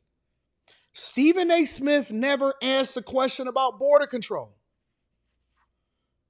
Isaiah said, listen, I know you don't know nothing about the economy, and this is the reason why you're talking the way that you're talking, and then X, Y, and Z. And speaking of border patrol, let's go ahead and address that right now also. He's controlling the conversation. He's telling him where he wants him to go, and he's leading him down this pathway that makes him more comfortable to spew more things that he's familiar with, that he's used to speaking about, and he's not off guard because he's controlling where you're going with the conversation. You know what? Speaking on the border, let's go ahead and address it. This is the perfect time to start talking about it. And he's driving the conversation. This isn't a right or wrong, right? This is a strategy-based observation of what is going on in this debate that is allowing for him to feel like he can get his stuff off, and he's getting more comfortable. He's getting more in the pocket. He's telling him where he's going to do. He's going to tell him what talking points he's on. He looks at him a certain type of way. Man, this is crazy, bro. I would never, ever, under any circumstances, let him get this off on me. Ain't no way in the world. He should have cut him off right. No. That's not even what. This is what we was talking about specifically. You can't tell me what we gonna talk about and you could tell me the next part of the conversation. You ain't the moderator. What are you talking about? No. Respectfully, and I don't really know Royce like that. He's treating Royce like a side chick. People, let me tell you something, bro. Respect to the young boy. Respect to Isaiah Martin. I had never heard of him before today, but respect to him because I can appreciate a good debate. I'm objective enough to be able to call a spade a spade. But the reality of it is that most people think because they're smart. Most people think because they're intellectual. Most people think that because they're good at being able to say certain things or that they can communicate effectively or they're intelligent or they're educated or, on a platform where it's just you by yourself and you could just talk by yourself and you ain't got nobody to go back and forth with and jolly back and forth with, that they can just get it off. It's not the same, bro. It's not the same. When them lights come on or that debate or you guys, it's like being in the gym and hitting the punching bag or hitting the speed bag. What you gonna do when that bag start hitting you back? Honestly, what do you do when that bag start hitting you back? It's one thing to be working out in the gym and to be building muscles and be on the punching bag by yourself. It's another thing when you got to spar. It's another conversation when you got to spar. When you know when to and when not to. How to and to Isaiah's credit, I don't think that he's doing this strategically. I think that he's doing this instinctively. Meaning that he's so used to, I can tell that he's used to going back and forth with people all the time. He clearly is instinctively able to do this without thinking about it because It's just a part of what he's used to doing when it comes to going back and forth with people when he's trying to win a conversation. When Mayweather, and he's not Mayweather, all right, let's be clear. But I'm using a boxing reference to illustrate a point. Mayweather practices. Kobe practice. They put up these jump shots. Steph Curry practices. He put up these jump shots all day, every day. So when he get on the court, it's instinct. He's not thinking. He's not saying, oh, he's going to go left and I'm going to shift right. His body movement is normalized in how he's going to go, and you just shift and you move and you pull up or whatever. That's not something that you're thinking about in real time. That's something that your brain is processing it, and why you have to go to practice on a regular basis. Right?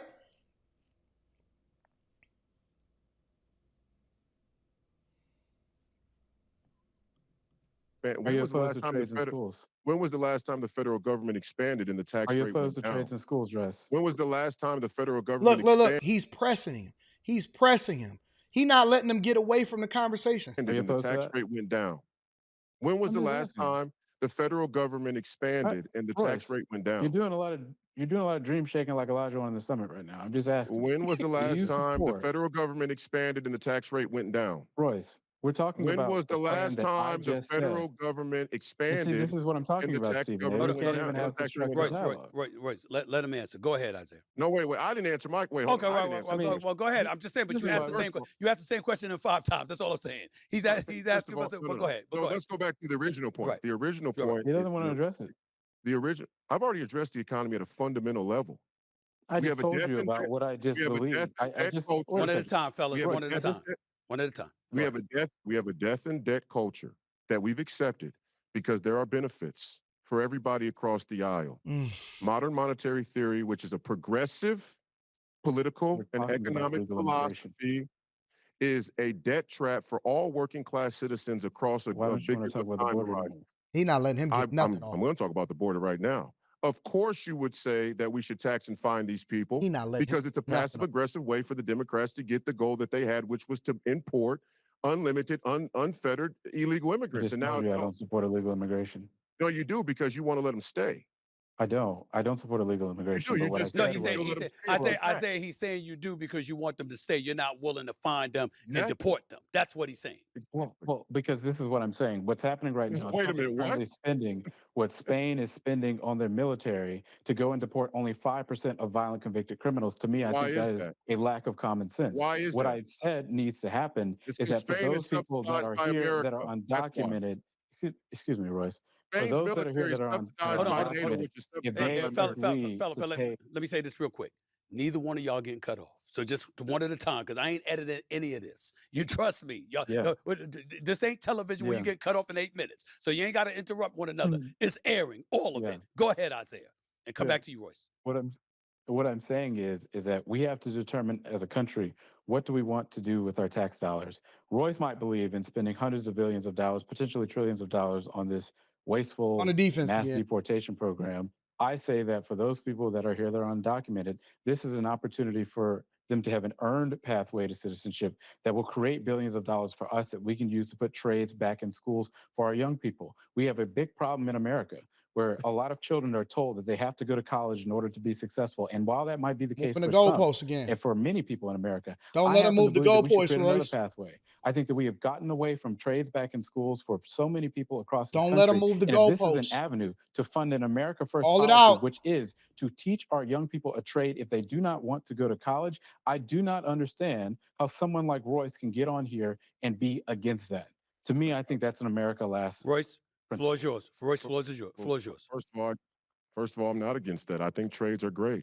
You do this thing where you try and conflate like 3 different issues into one point, and then the bottom line is you're contradicting yourself, and this is what they do. The Democrats try and bait and switch you by using Spain's military spending as a juxtaposition to our deportations. First of all, Spain's privilege, and it is a privilege granted to them by America, and how much they do or don't spend on their militaries, because NATO subsidizes Spain's military defense, which is subsidized by America.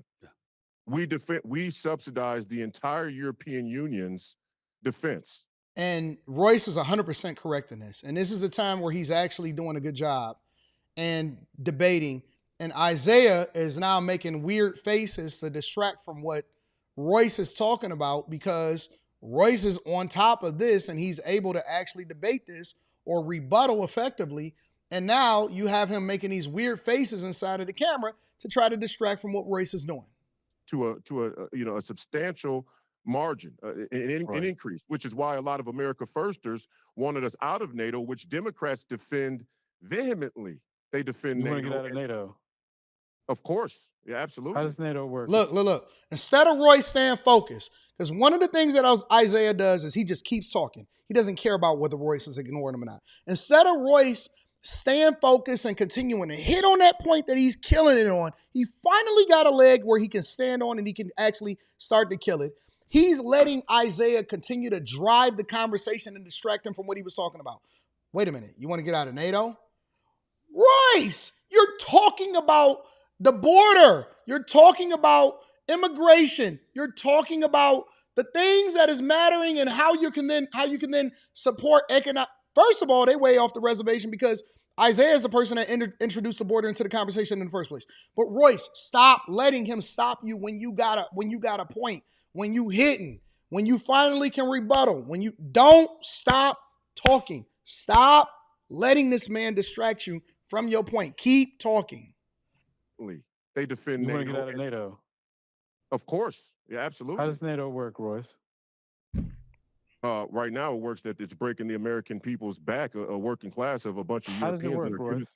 They're giving their continent and their countries away to foreign invaders the same way Democrats want to do Can here. you point to me where Tell you in how the it works. United States I'll tell you how it budget works. it has a line item for NATO and Spain's defense?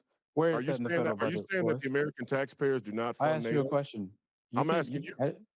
I asked you a question. Why don't y'all answer each other's question? Why don't y'all answer each other's question? You're not even Go starting ahead. from the same reality. I'm If you don't accept that America subsidizes NATO, then you're not even dealing in reality. How does NATO work? I don't think you Does understand America how NATO works. subsidize NATO? What does that mean? Does America put in the lion's share of the funding for NATO? You think there's a Isaiah, that is a direct question. Does America put in a lion's share of money to NATO? That is a direct question.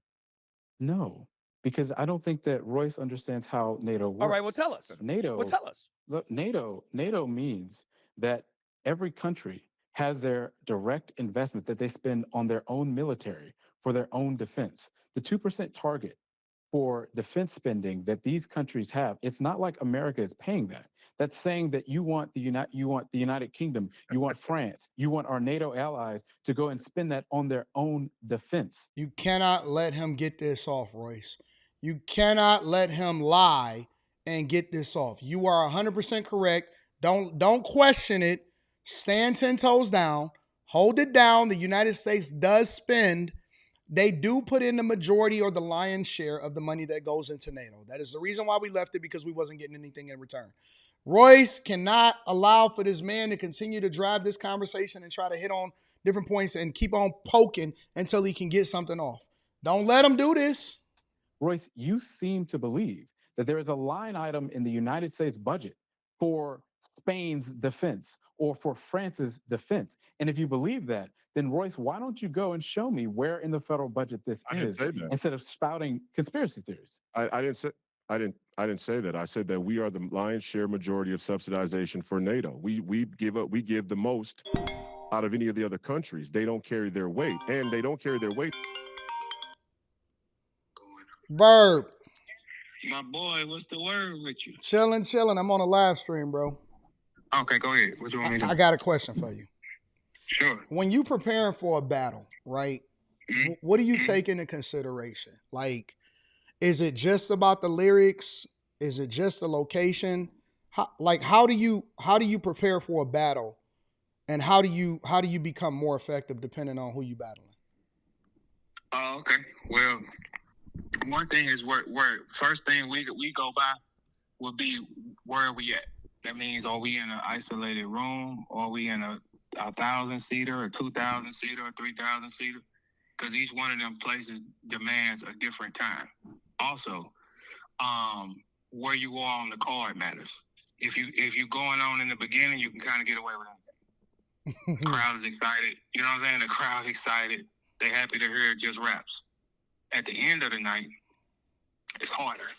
So you got to tailor or attack to wake people up. It's the same concept as like when a show first starts, everybody's excited. The first 3 battles are always going to be exciting.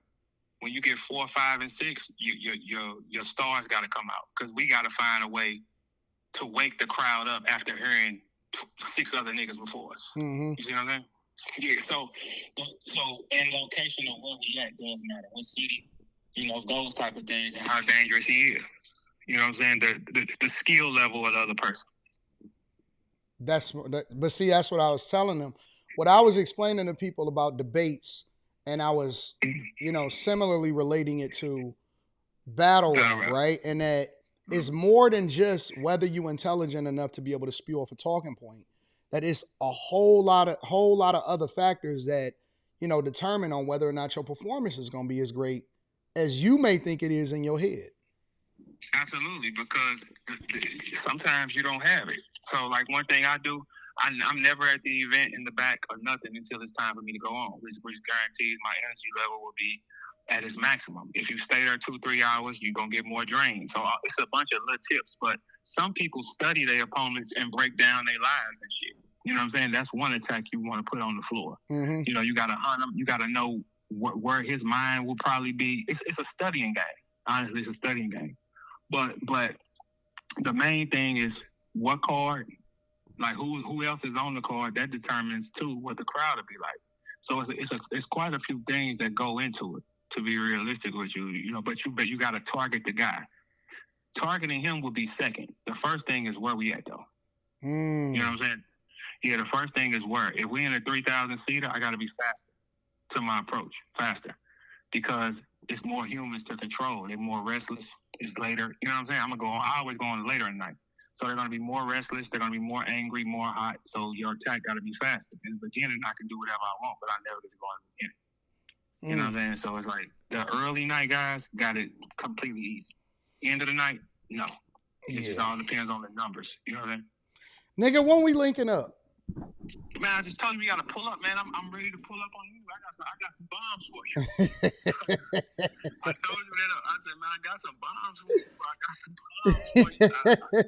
I said, let me pull up on him. Didn't I call you? I said, I got some bombs. Yeah. I got some bombs for you. All right, you gonna light up. I guarantee you're gonna be over pleased. I bet. Over pleased. Let's do it in July. I'm gonna hit you as soon as I get off the live stream.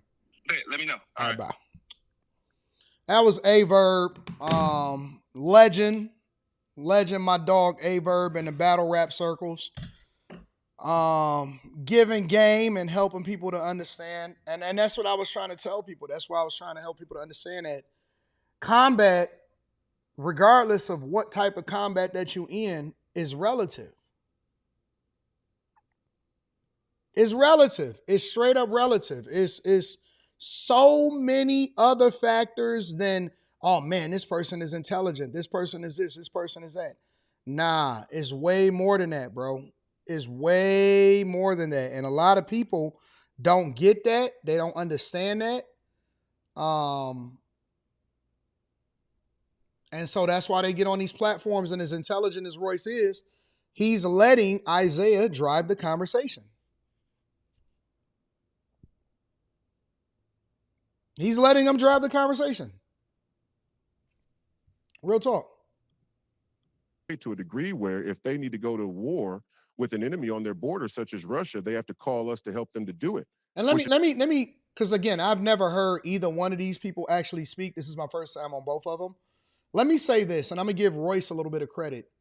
Just because you're not necessarily a great debater doesn't mean that you're not intellectual, doesn't mean that you don't know what you're talking about, doesn't mean that you're not smart, doesn't mean that you're not great at what you do. It just means that, you may not necessarily understand the strategies that come along with being a great debater. That's all it is. There's plenty of people that are effective at what they do, but they may not necessarily be a great debater. Royce doesn't seem like, he seems like a great person to interview, to have an intellectual conversation with, but he doesn't seem like the type of person that you can get into a debate with like as a debate partner, and he's going to execute the way that you want him to execute. You know what I'm saying? He seems very knowledgeable. He seems very smart. He seems very wise, but there's plenty of artists that make great songs. They wouldn't make great battle rappers. There's plenty of battle rappers that don't necessarily make great music, but they great performers.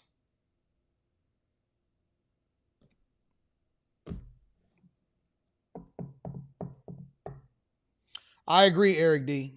Royce is very smart, but debate is a very different skill. Very different skill. Very, very different skill. Good observation. Good observation. You said you wanted Royce to do better here. Well, the thing about it, Detroit Steve, is that we don't always get what we want. We don't always get what we want. You know what I'm saying? And again, it doesn't mean that he's not a good person or that he's not good at what he does. It just means that, you know, there's some people that know it. There's some people that get it, and they able to move a little bit differently. You could be a great legislator, but not a great communicator. You could be good at politics, but not marketable. Got to play to your strengths. Got to play to your strengths. And I think that one of the benefits of putting in your 10,000 hours, one of the benefits of putting in your 10,000 hours and mastering your craft is that by the time that you get to the big leagues, by the time that you get to the big platforms, by the time you get to the big stage, it's light work. It's light work. Light work. But when you are just educated or when you're just knowledgeable, but it doesn't translate into practice and practical application, you at a disadvantage. You are at a major disadvantage. So you got to know the lion's den. The problem with a person like a Royce, and there's a whole lot of Royces, it's a lot of smart people, a lot of certain type of people. The problem with these type of people is that I'm not sure that they've been in the lion's den and been in the practice realm long enough and has put their reps in to where they're able to be able to survive this type of environment. And so you got Stephen A. that's creating these platforms, which I think that Stephen A. is doing a phenomenal job, right? He's doing a phenomenal job having these conversations, bringing people on these platforms, having them debate. Monday, I'll go over Brandon Tatum's debate or something like that. But he's doing a great job. But you get the spotlight, you got to show up. You got to show up. If you're not showing up, interview, spotlight, if that's the first time that somebody discovers you, you're not giving them a reason to come and follow you. Even if you take a L, even if you're not, you know what I'm saying, you may not have put on your best performance, you got to at least be entertaining. Because this is a content creation world, baby. We are in the throes of entertainment. And just because you're intellectual does not mean that you're going to be able to build an audience because you are not entertaining, you're not likable, you didn't give the people something to follow you by. Something to come and discover you for. We in a different realm now. It's a different space. It's a different realm. It's a different thing. It's a whole nother conversation that we having now. We in a social media era, baby. You got to show up. Got to put up them numbers. It's performance based.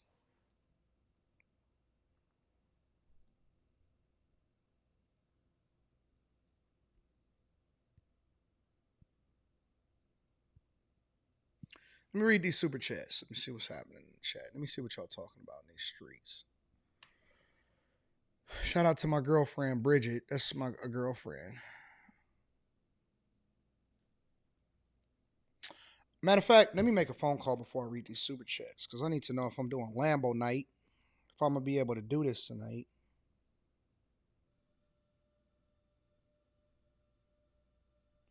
I'm not going to let y'all keep on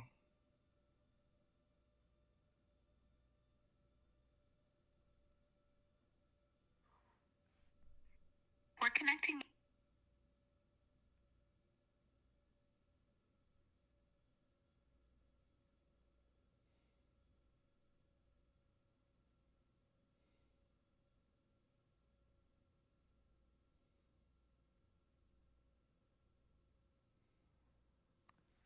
I want my car. We're connecting you with a dealership associate. Calls may be recorded.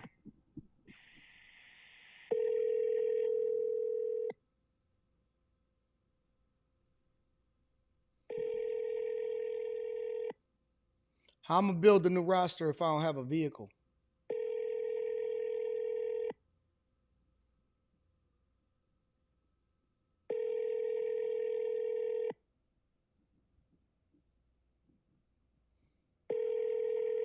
I'm going to read that shortly. You've reached the desk. I need my car, bro. They didn't have my car for over 2 weeks. Shout out to my girl Mimi. I appreciate you, Mimi, for paying for breakfast. Mimi held me down today. Man, I want to see you go against Sass. Oh, that's why we reviewed it. Shout out to you, Nicholson. I appreciate you. Spacer says people are so desperate to think you and Mup Mup had a beef.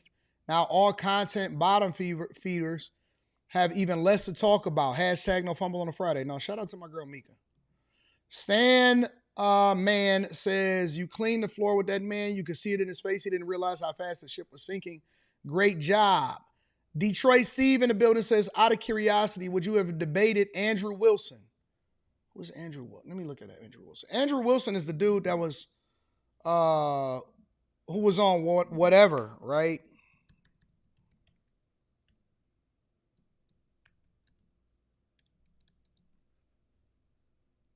Oh, yeah. I know who Andrew Wilson is. He was on a whatever podcast.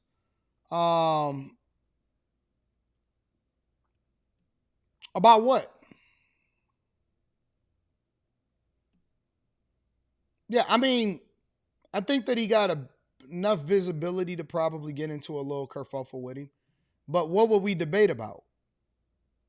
I think he's conservative, right? He's a Republican. He's conservative. Maybe debate him about relationships. Like the subject matter would have to yes, Mimi, all is forgiven. The subject matter would have to make sense. You know what I'm saying? I don't want to just debate just for the sake of debating. I want to actually have a meaningful conversation. TJ M Truth says, I just watched that podcast, and from the first 5 minutes, Anton ate this guy's lunch. I disagree, Anton. You cannot do business with guys like this. You only can do it. Only thing you could do is sit in the room with them. Appreciate you for the 25 ball, big dog. Lil Monkey Mark says, Melissa Ford is super smart and easy on the eyes. Would you ever try working with her? I don't think Melissa Ford liked me. I think that people be seeing when you do a video or a reaction that they may not necessarily care for. And they probably be like, nah, I don't like him. Would I ever work with Melissa Ford? Yeah, I'll work with anybody. I don't have no problem with Melissa Ford. I think she says some crazy stuff on Joe Budden's podcast, but I will work with Melissa Ford. Why not? What you want me to do with her? You want me to interview her? You want me to do a live stream with her? What you want me to do with her?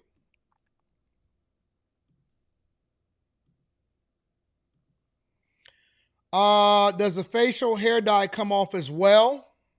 Yep, sure does. Brooklyn Kennedy also, he's still here, says, super fraud, you called Mark Blinker like a 304, you lame. Yep, I'm lame. Wesley Turner says, smart people have their own flaws that can be exploited. Everyone has weaknesses in their armor. You just have to recognize them and exploit them. I agree with you. It's the art of war. He was trying to get his arm broke too. Sanquan, shout out to Up with BM. Sanquan says, bro is a Tubi actor. Wesley Turner says, Anton, please debate this man right here.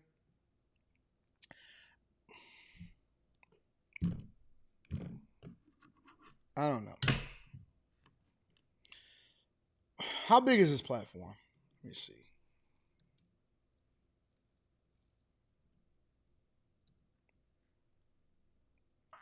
$264,000 subscribers.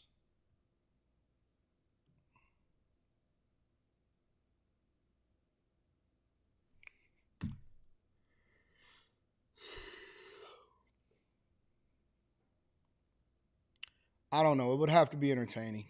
It would have to make sense. Shout out to Wesley Turner. I don't know if I'm up. I don't know. We'll see. Long Way ENT says, thinking about adding Coca-Cola and Chevron to the portfolio. Any thoughts? I'm a Patreon member. Can't wait to the next stock club. The answer is no and no. No and no.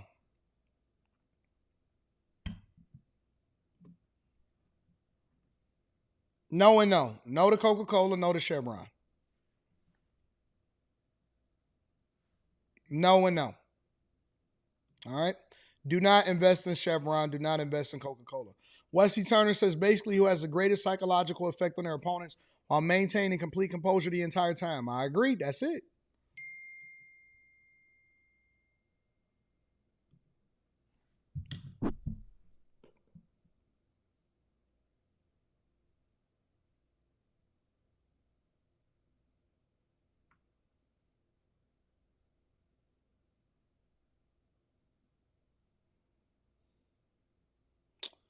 Hello, Mr. Daniels. I'm sorry I haven't been able to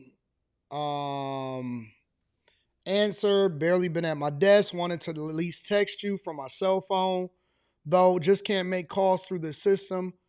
We have completed the one side of the injectors, but we are in the process of the other side as we speak. Lamborghini just wants us to do the whole other side as a preventative measure. It's going to be well into next week.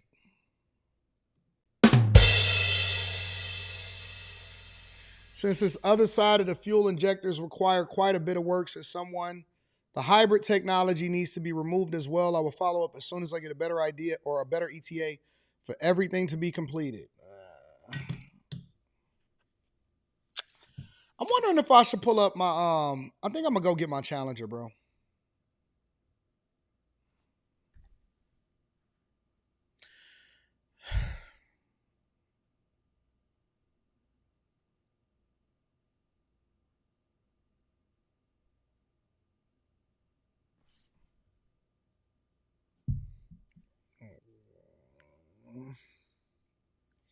I don't even think my car got 200 miles on it, bro.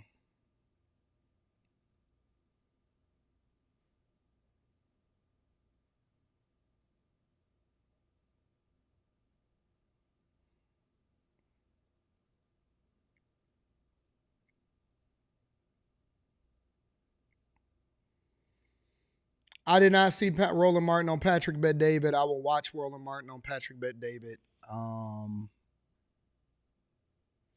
When was he on Patrick Bet David?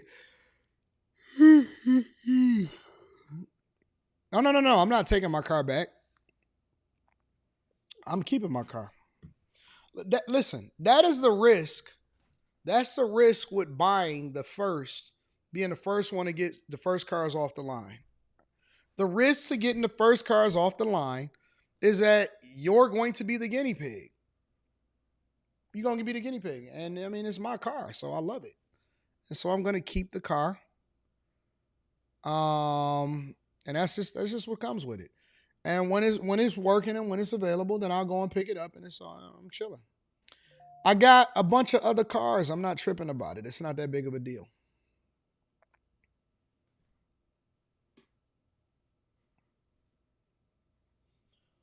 It's cool. It's not a big deal. We chilling.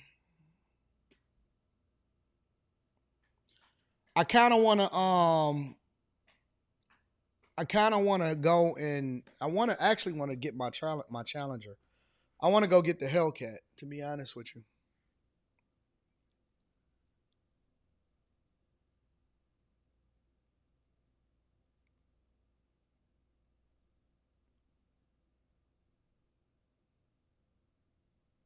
And you got to remember, every single part that gets shipped in, they got to get shipped in from Italy. Somebody said they gave you a loaner. I don't want no loaner. I want another car. I got a bunch of cars. I got a whole lot of cars.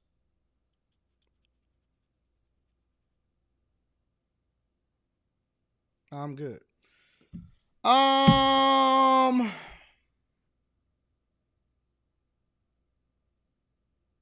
Somebody said they felt like this over their new e-bike. Spaces says, yeah, I watched this debate. Martin Wash Royce Royce was arguing like a liberal, not properly posing arguments that would have put Isaiah on the defense. Agent says, just bought a year subscription on the Patreon. I don't usually support the internet like this, but to be honest, you added value to my character just by the gems you drop. I appreciate you, big dog. Shout out to you, AJ. I appreciate you, bro. Yeah, man, I'm about to work on Patreon content right now. Johnny Mac says, hey, Big Gerald. Yes, sir. Talking about A-Verb. The way you talk to your son, that's the way you talk to your son. A-Verb with the legendary barb. Shout out to my dog, A-Verb. That's my homie. He just needs a coaching call, says Manny. Bridget hit me with 2 super chats, y'all. 2 big ones. Thanks for sharing your knowledge with us and having the best podcast on YouTube. Have a blessed weekend. Bridget, you're not about to be hitting me off with no 50 ball and then be saying I'll have no great weekend. I've been quiet, but I've been hustling and listening in the background, even though I don't want to work. What's up, Bridget? What's up, B? That's my B. Like my Beyonce. What's up, B? You ready to get him? Bridget is my Beyonce. I know girls love Beyonce. What's up, Bridget? I love you, baby girl. Real Life PJ says, great debate lesson today. Glad I caught it. Courtney Eggers Show says, I appreciate the gems. I'm continuously working on perfecting my craft and being more entertaining. What up, Courtney Egger? Laymar on there says, thank you, bro. I appreciate you for the 20, bro. Where all my scamming ninjas at? Going and go, y'all back. Chad from Moore says, I'm about 28 minutes behind due to meetings at work. Isaiah debates people all of the time on TikTok. I brought him up around election time to you, but he was too small for you to debate. I can't stand him. I'm going to go and check him out. I like new content creators that I haven't discovered before.